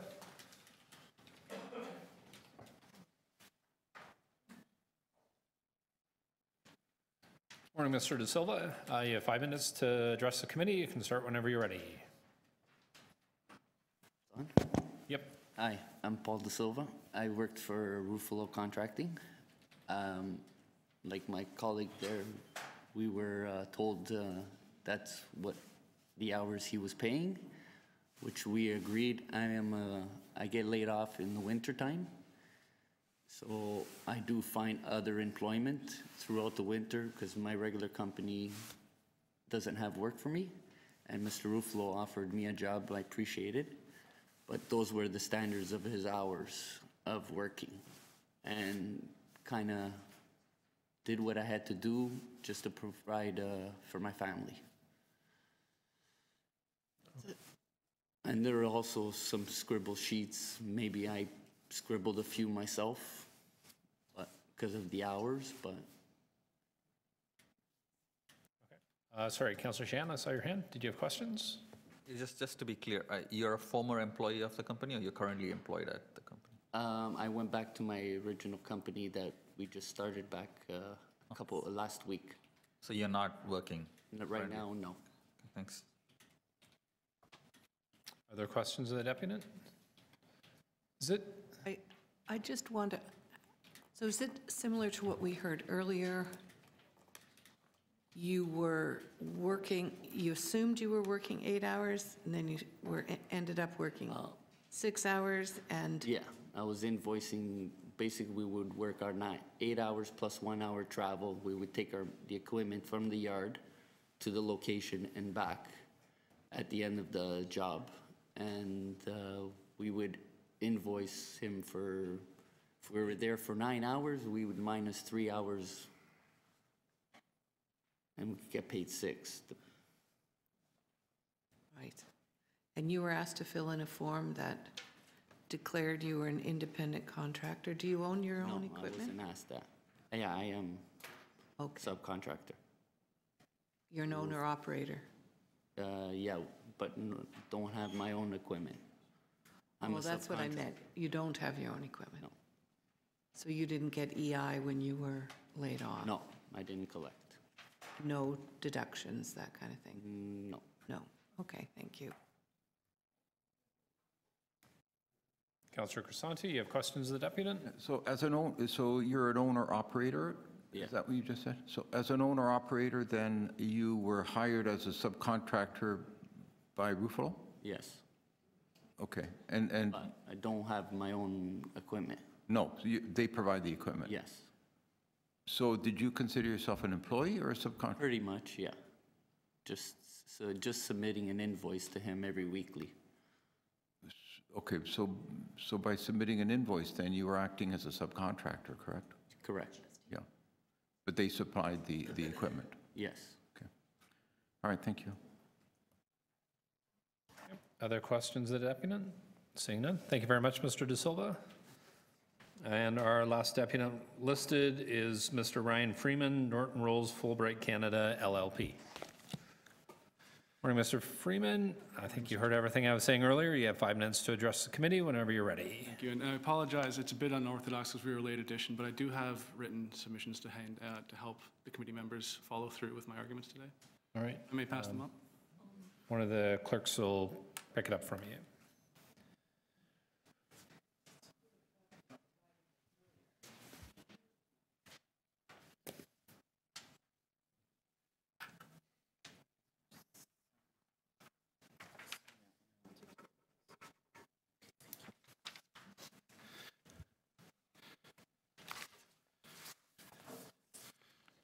So thank you for including me today. My name is Ryan Freeman. I'm here on behalf of Ruffalo Contracting. Just by way of background, Ruffalo sometime in 2016 was found for a first violation of the fair wage policy. Based off of that violation for noncompliance, they requested advice from the Fair Wage Office about how to comply. And they received that advice and implemented it. So again, in 2017, Ruffalo Contracting was again investigated, provided payroll documents, and we heard from our friends at Queensway that they received time cards from these individual workers. Ruffalo had a similar practice where they received time cards from individual workers who invoiced for their time. They provided the Fair Wage Office with all that information, and that information was returned to them in September with no further complaint. Later, in January 2nd, 2018, they received another request for documents, which they provided, and nothing new was added. The important part is that all the same documents were provided from that initial 2017 investigation, but with the added time that was the difference between the June and January investigation. And it was based off of that investigation they were found to be in noncompliance with the fair wage policy. So essentially, Ruffalo Contracting's issue is that the second investigation, they were found to have complied with the fair wage policy, and they relied off the advice from the Fair Wage Office to continue on with that practice. Then in January 2018, they were lulled into a false sense of security that everything was on board, and then found to be non-compliant for the entire 2017 period. I imagine it's a little ironic that we would say it's unfair in this circumstance, but to have a contractor rely on advice, provide the documents to the Fair Wage Office, and then get 2 different results based off the same documentation is unfair. Second, we heard a bit from Queensway about the practice, and I don't want to go over old ground because the committee's time is valuable. However, Ruffalo Contracting had a minimum agreement, hours agreement with their workers to provide them with at least 6 hours of work, paid work per day, or pay for the hours that they actually worked. I've been advised by my client that was actually carried out, that it followed its promise to its employees to pay a minimum of 6 hours per day, and then pay for the difference should they work longer than 6 hours. The discrepancy here, however, comes with the Toronto cards, the contracted cards from the Toronto Water Department. What we have is a difference between what's reported for billing, and as we heard from our friends from Queensway, that's what these cards were being used for, is to generate a bill, and the discrepancy of the actual cards or timesheets provided by the workers. The Fair Wage Office had access to this information and would have seen that there's a discrepancy here. And to my understanding, it never investigated why that is and never requested further information. It simply disregarded the time cards that the workers provided and relied on Toronto Waters. Could you wrap up, sir?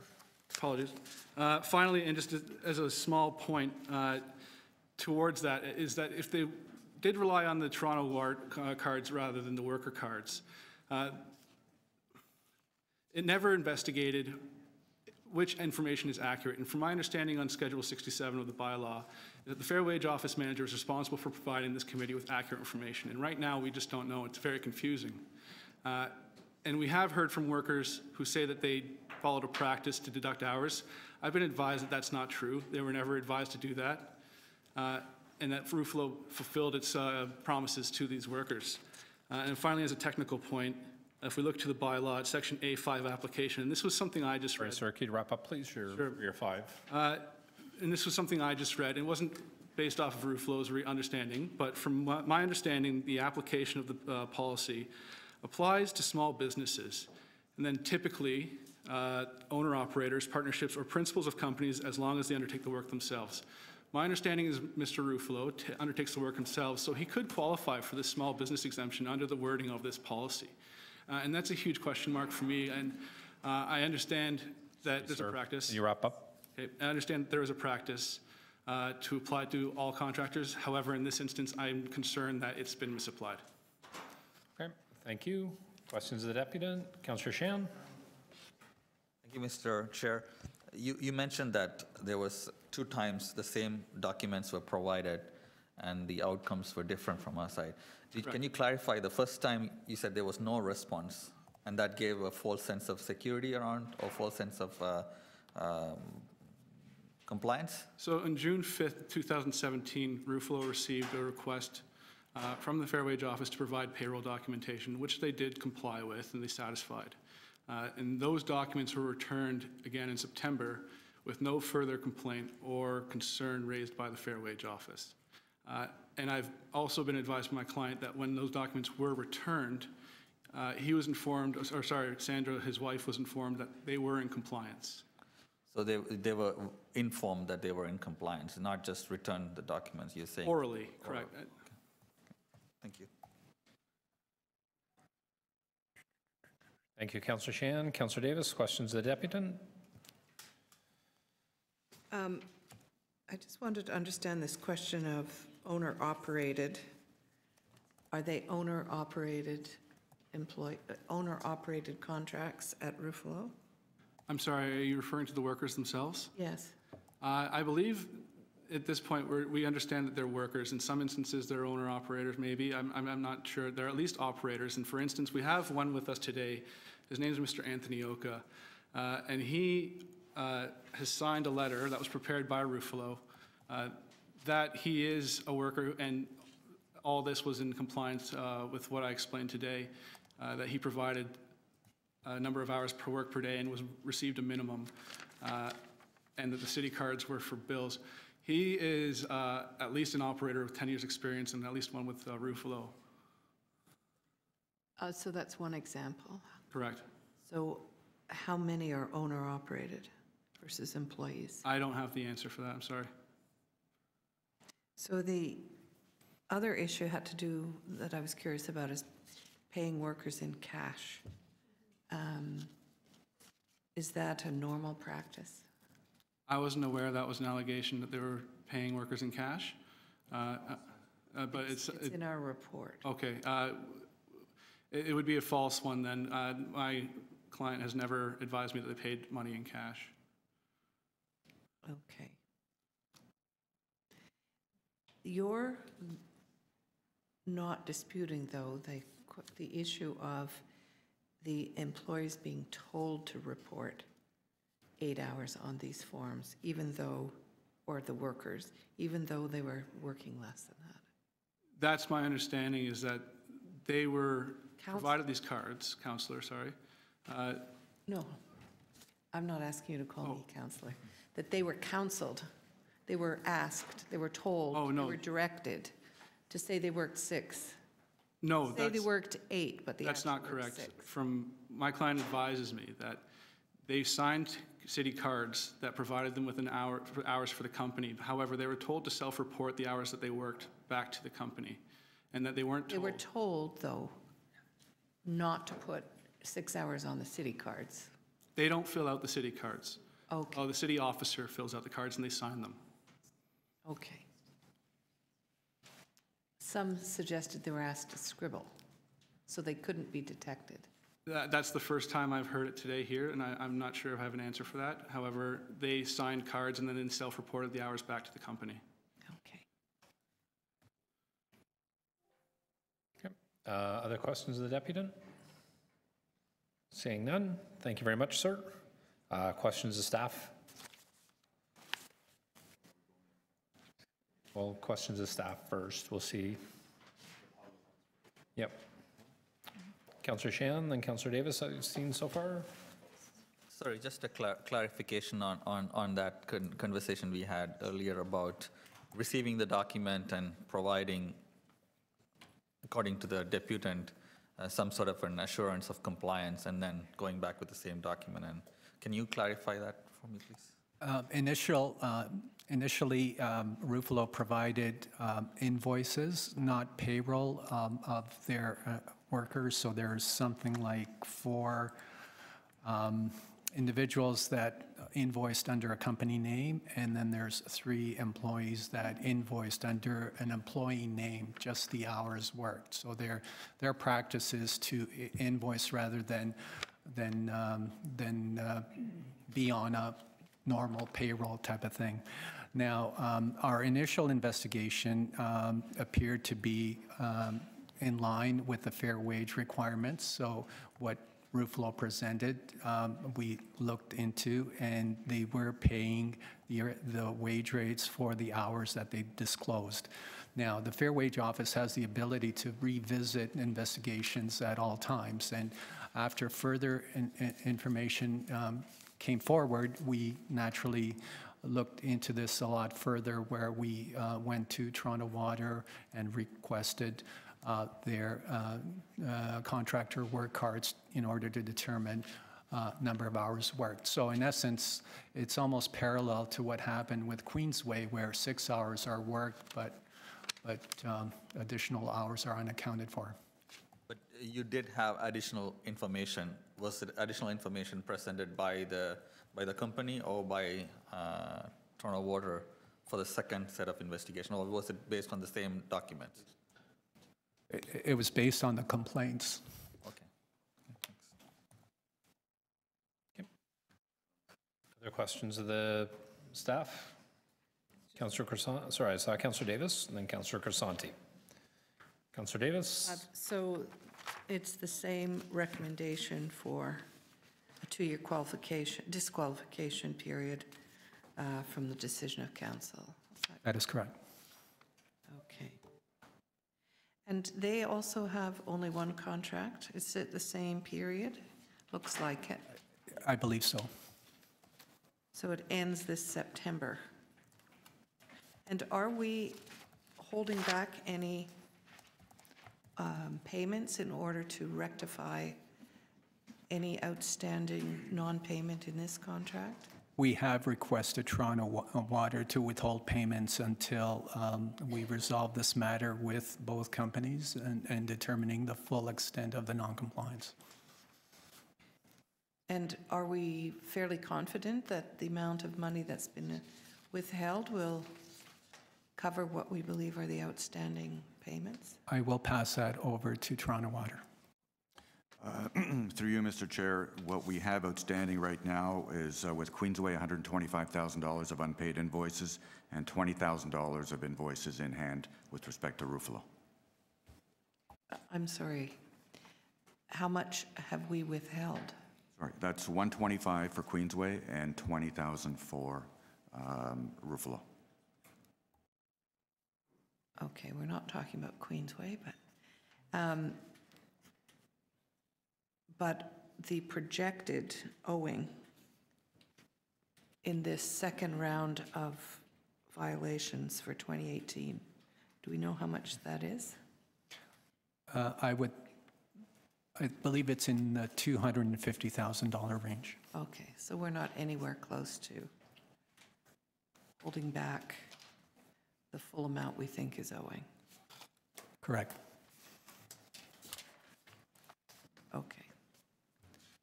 Thank you. Okay. Councillor Crescenti, you have 5 minutes for questions of staff. I'm not sure if you received this document. We just got page 3, where the Deputy who last spoke, I believe, signed it and had it distributed. So they're saying that they're unclear on whether or not the fair wage policy is intended to apply to a small business such as Ruffalo. Can you just comment on that? Does it apply, or is it potentially not the case? The fair wage policy does not apply to an owner-operator as long as they perform the work themselves. So once you hire someone to perform work, then they become an employee, or if you subcontract, irregardless, they still have to pay the fair wage rate, whether you're subcontracting or paying workers directly. So the policy applies either way. Sorry, through the chair, just so you know, Ruffalo raised this in 2016, as did a number of other similar contractors on this. And we gave the opinion to them as part of the non-compliance that they did not fall within the small business exemption of the fair wage. I can't hear you. So we gave them the opinion that they did not fall within the small business exemption owner-operator because they had staff, they had workers, they were paying WSIB, et cetera, et cetera. So they were an employer as opposed to just a small business owner-operator, just mom and pop doing the work themselves. Okay. Yeah, I just wanted that clarified. Thank you. Okay, thank you. Other questions of staff on this? Seeing none. Speakers?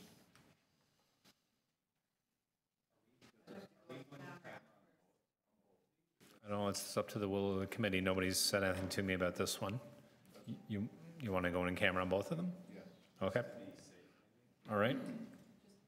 So do you want to go in camera now and then finish the rest of the agenda, or go in camera at the end? Okay. All right. So we're going to hold both of these down until the end of the meeting when we're going in camera. So we'll go back to the beginning of the agenda for the unfinished items, and we're at item number 8, I believe. So Councillor Davis, you held number 8, award of tender call number 267-2017. You know what? And just in light of the time, I will just release it. Sorry? Though I should have told all the staff who've been sitting here probably. Daniel, you're free. You're going to move the recommendations on number 8? Oh, here. Councillor Davis? Yes, I'll move it off. Anybody else have questions on number 8? All in favor of the recommendations in number 8? Carried. Daniel, you're free. Free to go. Our next item is number 15, ironically, the Fair Wage Office 2017 Annual Report held by Councillor Davis. Come on back, Councillor Davis. Fair Wage Office Report, the annual report, you held it? I will release it. Going to release it? Does anybody have any questions on the Fair Wage Office Report? Okay, no questions on the Fair Wage Office Report. At this point, though, I would like, Councillor Shan? You have questions on the Fair Wage Office Report? Not, it's connected in some ways, but let me ask anyways. I'm just trying to figure out, in light of the conversations we've had, what mechanisms are available for employees to know about the fair wages policy and about mechanisms to make complaints or initiate investigations. And as mentioned earlier, we do have a very good website in terms of the fair wage policy, how it applies. We also, when we are on job sites, we do post the fair wage policy. In addition to that, we do have multilingual brochures that we distribute to workers when we are out in the field conducting investigations.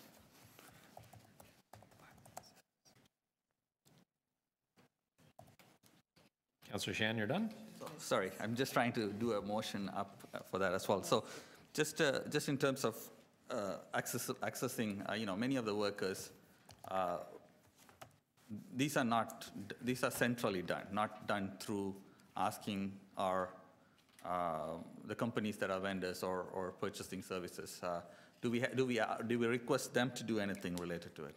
Yes, we do. In fact, the bylaw requires that contractors are to display legible copies of the fair wage policy in a prominent position in his or her workshop accessible to all employees.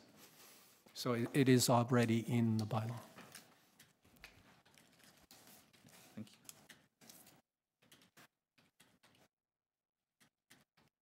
Okay. Councillor Shan, you're done. Councillor Davis, questions? Now, since you started, when a contractor bids on a contract, I know there's a provision that says, yes, I'm aware of the fair wage policy, and yes, you know, I am in compliance or intend to comply. Could you just clarify, does that also include that we provide what the fair wage rate is to potential bidders for those jobs? Okay, so prior to the award of the contract, in the call documents, there is a notification in terms of what the fair wage schedule is that applies to that contract. Okay. Plus, the fair wage policy is also included in the call document. After bids are open, then purchasing requires the Fair Wage Office to confirm whether or not a company is compliant or not. And through our through the declaration process, we provide the company a one-page declaration that they have to complete, where they agree to comply to the fair wage requirements. But so all they do is make a declaration. So at the outset, you do not ask to see the wage rates that are currently being paid, or these wage rates were not being paid. I don't understand how a company can sign a declaration and then know what the wage rates are, go through an entire contract paying a wage rate that is non-compliant. Do we not, at the outset, in some way, confirm that these workers are being paid properly? Like the very first payroll. We don't look at every single contract right at its original stage to determine whether or not they're compliant. So we have to rely on the declaration in order to determine compliance. Now, if there are specific allegations or issues, that can be brought forward to our attention, and we can flag that down for further investigations down the road. So if there are companies that have had a history of flagrant violation of the fair wage policy in the past, do we not take extraordinary measures to make sure they're in compliance when they get a new contract? Well, we do flag that down, and we do target those companies or those industries from time to time. In addition, there's only 3 of us in the Fair Wage Office to be able to do all. Thank you, Michael Patchalock, for reminding us how understaffed another department is. Councillor Choicy, questions of staff? Thank you, Mr. Chair. Before I heard your staff compliment, I was going to say that perhaps there should be more education or training or some type of workshop to the industry so that they're more aware of the obligations that they need to face. We do work closely with Purchasing and Material Management Division in providing information to supplier briefings, meetings, and sessions that they put on to the public, to contractors, and even internally as well.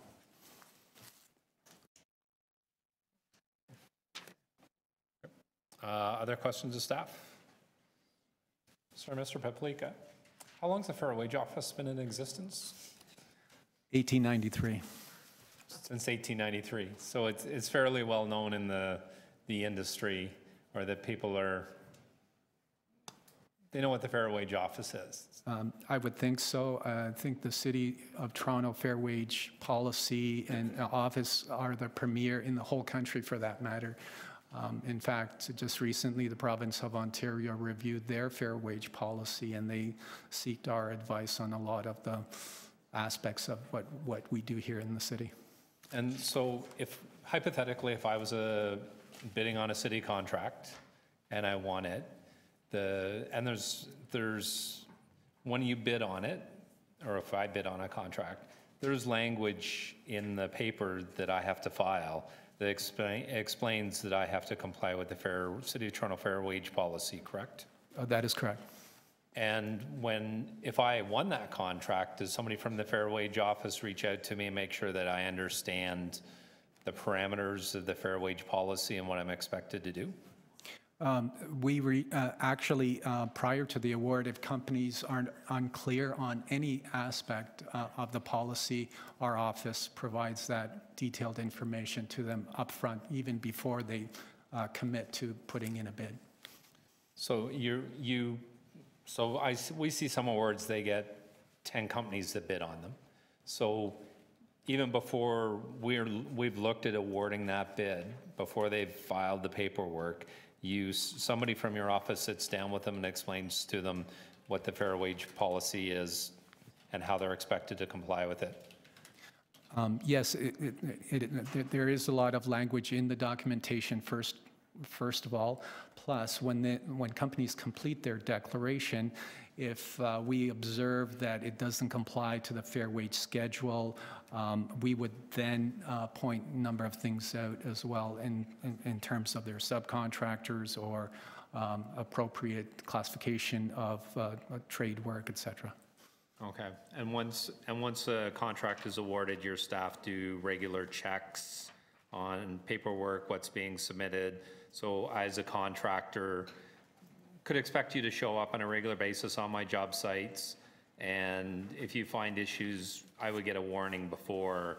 It's not, you don't see an issue and then just bring a report to this committee and say, you know, this is what we recommend to do with this contractor. Yes, it is complaint-based, but at the same time, we do conduct site investigations as well. We are able to go to the head office of the company if necessary, request to see payroll, and if payroll matches to the fair wage schedule, there's no issues. However, if there is a variance, then obviously we would enforce the provisions of the fair wage bylaw. Okay, all right, thank you very much. Councillor Davis, you held this item. Did you want to speak to it? I did note that the numbers of violations were pretty consistent over the years, which surprised me considering the growth, I presume, in the work we do, or and probably the number of contracts that are come under the department's responsibility. And I did come to what was probably the same conclusion that was pointed out by Mr. Patchlock, which is there's only so much capacity within the organization. So I wondered whether or not, had there been more employees to do more investigations, whether or not we would find ourselves with more violations of the policy. I see heads nodding and smiling. Is that a big yes? Oh, yes, sorry. I see heads nodding and smiling on the other side of the table, so I assume that does mean that while there's a consistent level of activity and a consistent level of non-compliance, we have probably understaffed this department and would see greater non-compliance if there was additional resources. One of the other issues that I have been thinking through all of this is trying to understand better how non-compliance fits into future contracts and whether or not they're being considered in what we call KPIs, key performance indicators. I presume they are as we give future contracts and issuing future contracts. I also think it's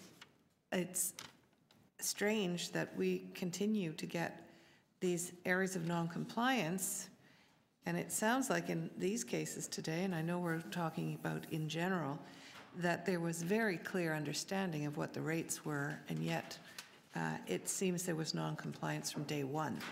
So there has to be some kind of reinforcement of these rates and some immediate evidence that they're in effect from the beginning of the contract, so we don't find ourselves in a retroactive situation trying to correct it, or when we find ourselves that it takes workers some time to recognize that they should have been paid more. So I don't know what improvements might help with this other than more staff, but I'd certainly like to hear more, and maybe we can have that discussion offline. Thank you. Thank you, Councillor Davis. Councillor Shan, I think you were on the list. Yes. Thank you, Mr. Chair. I have a motion to, this is basically to figure out, so, you know, there's been a recurring story in terms of some of the deputants about how much they were aware of fair wages policy. You know, we boast about our fair wages policy outside as a form of, you know, being fair, as a form of poverty reduction strategy, as a form of contracting out, not leading to precarious and exploitative environment for workers and so on. So those are often, you know, cited as an example. I see there's also a big gap from what the community knows about this policy and how much flexibility and protection workers have in terms of raising concerns, and partly maybe these things are in paper but not necessarily effectively communicated. Not to be pointing to the very short-staffed team that is out there, but if we were to even expand the team, or if we were to look at other ways where some of the other departments can actually help, other divisions can help, it's important for us to explore what else could be done. So I'm moving this motion to ask for looking at effective ways to inform employees and the public about the policy and the complaint process, and report back.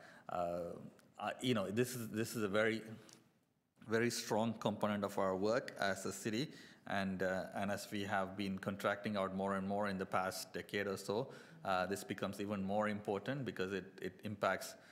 In the examples we saw, it's a smaller number of employees, but on a grander scale, it impacts thousands of people out there within our city. So I'm hoping that the committee would move this, and I'm getting some formal recommendations as to how we can expand. It could be recommendations along with a budget line, or a recommendation along with staffing components and other things that are necessary that we need to take care of, and let alone the education and the compliance that is necessary from the vendors and people who are purchasing the services.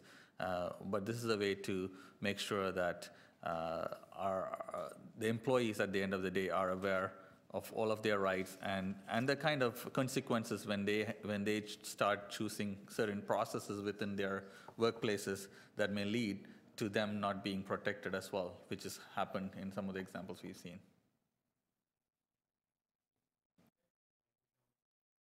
Right, microphones. Councillor Davis, you have a question to Councillor Shan? A question of the mover. Councillor Davis has a question of you. Would you be willing to put in a date so that it's clear when they have to report back, and also including any additional resources required for consideration in the 2019 budget? I'm not sure whether that can be done in time for the 2019 budget, but... Sure, I guess after the word "and report back on any possible changes or improvements, as well as additional resources required to the community," and add that. And in terms of timeline, I didn't have much time to talk to the staff to see. You could say just in time for the 2019 budget. Sure, if it could be added as in time for 2019 budget, that would be helpful. Or prior to the 2019 budget. Take that as a friendly amendment. Friendly amendment. I'm good with that. Did you get that, Carol?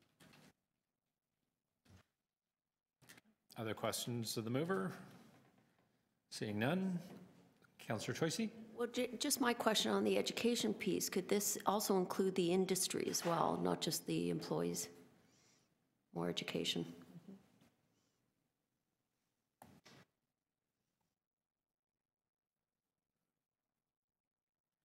Business, you could just put business. Has to be of the mover. Yeah, I mean, my understanding is there's two levels of understanding of this policy. People who enter into contract and have very strong interaction with the staff at our office, so they have a different level of interaction with the office. We can put it in, but my focus was at the next level. I don't want the focus to be taken off. We can add it as a way, but I would like the prioritization to be at the employee level rather than as a...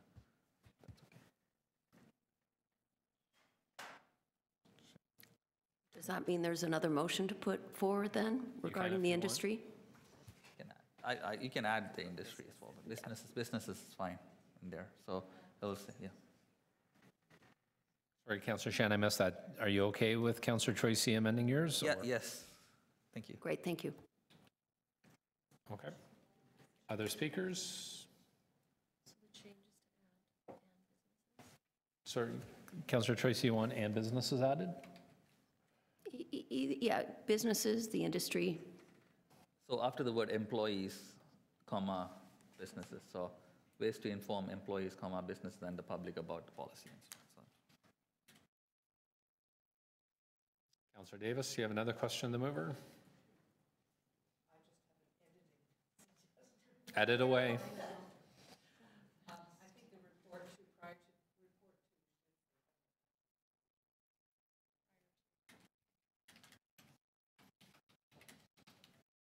Councillor Cole, do you want to jump into this one?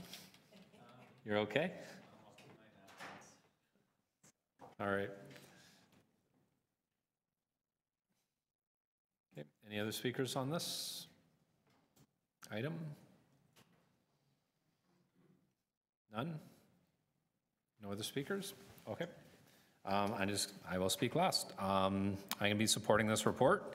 I want to start by thanking Mr. Paplika for all the work that he's been doing in the Fair Wage Office. I know he hasn't been here since 1893, but I think he has been here for how many years, Mark? 38. Mark has been looking after our Fair Wage Office for 38 years, and this is actually his last meeting. He's finally decided to retire. So I just wanted to thank Mr. Paplika for all of his hard work that he's done on behalf of the city and on behalf of the employees and the contractors that have done business with the City of Toronto. I've been a city councillor for 12 years now, and I can think of a number of different instances where if it wasn't for Mr. Paplika and the work that was done in the Fair Wage Office, employees would be very much behind the eight ball when it comes to the wages that they thought they were getting, the workplace that they thought they'd been hired to work in. I'm a firm believer that as a city councillor, we're here for our residents, we're here for the people in the City of Toronto, and we can't always safeguard everything, as we learned last week in the City Council office. We have a number of accountability offices, the Ombudsman, the Integrity Commissioner, the Auditor General, but the Fair Wage Office is also one of those offices that we depend on as city councillors to ensure that the rights of the people that live in the city are safeguarded. And the Fair Wage Office, going back to 1893, was one of the first Fair Wage offices established in North America, has been fulfilling that duty for over 125 years. Mr. Paplika was there for a good chunk of it, it seems. So I want to thank you for all the hard work that you've done with the City of Toronto, and thank you, and I hope you have a long, happy, healthy retirement. Thank you for all your support. Mr. Chair? Yes, sir. Yes, Councillor Davis. That there are almost 4,000 workers and $4.2 million in back wages that have been awarded since 2004. And I know Mark was very critical in making sure that happened. I too want to commend him and thank him and wish him all the best in his retirement. Okay, we have the recommendation to receive the report. Moved by, was there, and the motion before us on the screen. All in favor of the motion on the screen? Carried. Item is amended. All in favor? Carried. Okay, now we are going to go in camera on items number 16 and 17. Councillor Davis has the motion. Councillor Davis has a motion. And you may want to do that too. And before, I'm just going to move a motion that we move to extend this meeting past the lunch recess to finish the agenda, because we're supposed to break for lunch at 12:30. And then Councillor Davis, so all in favor of that motion? Opposed? Seeing none, that carries. Councillor Davis, you have a motion? Yes, I'd like to move that the Government Management Committee recess its public session to meet in closed session to consider GM 27.16 Queensway Excavating and Landscaping Limited disqualification from city contracts, fair wage policy noncompliance, and GM 27.17 Ruffalo Contracting Limited disqualification from city contracts, fair wage policy noncompliance. That the items relate to the receiving of advice that is subject to solicitor-client privilege, litigation, or potential litigation that affects the city or its agencies. Okay. Are any questions of the mover? Seeing none, all in favor of the motion? And personal matters about an identifiable person. Sorry. All in favor of the motion? Opposed? That carries. Thank you very much. So what this means for everyone in the room, so the committee is going to go into what's called in camera.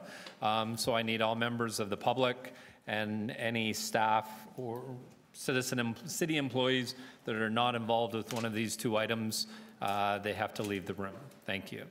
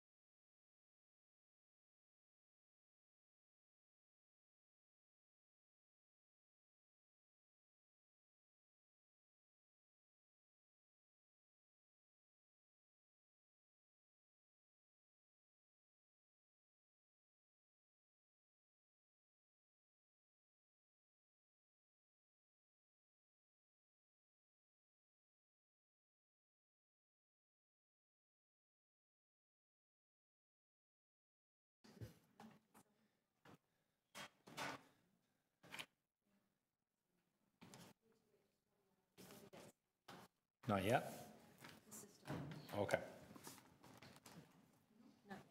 We just have to wait for technology to catch up to us. Now we're good?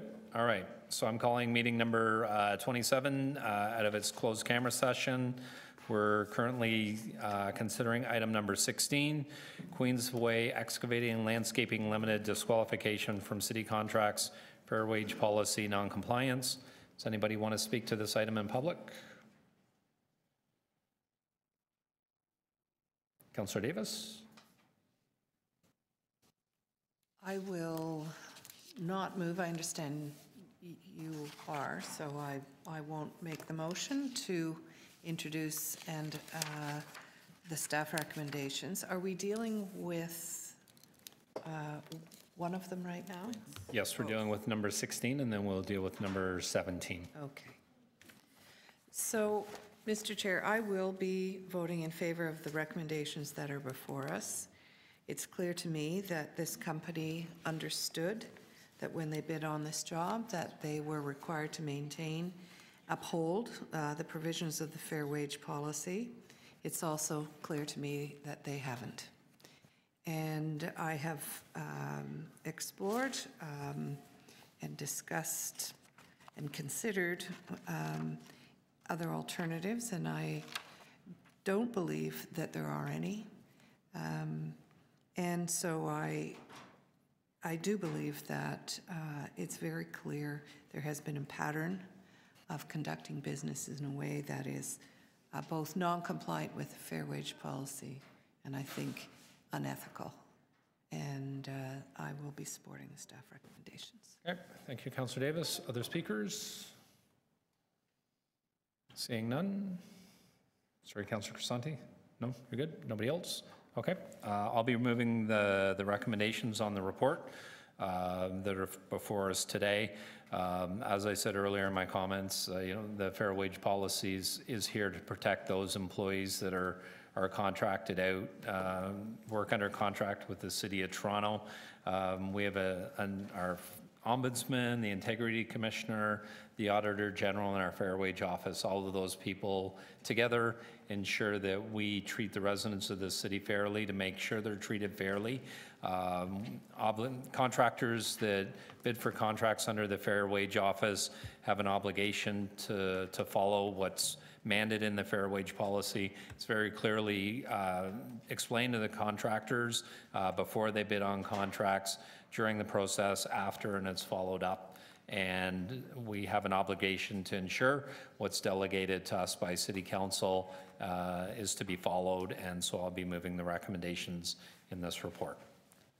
All in favor of the recommendations? Opposed? And that's unanimous. And now we're on to number 17.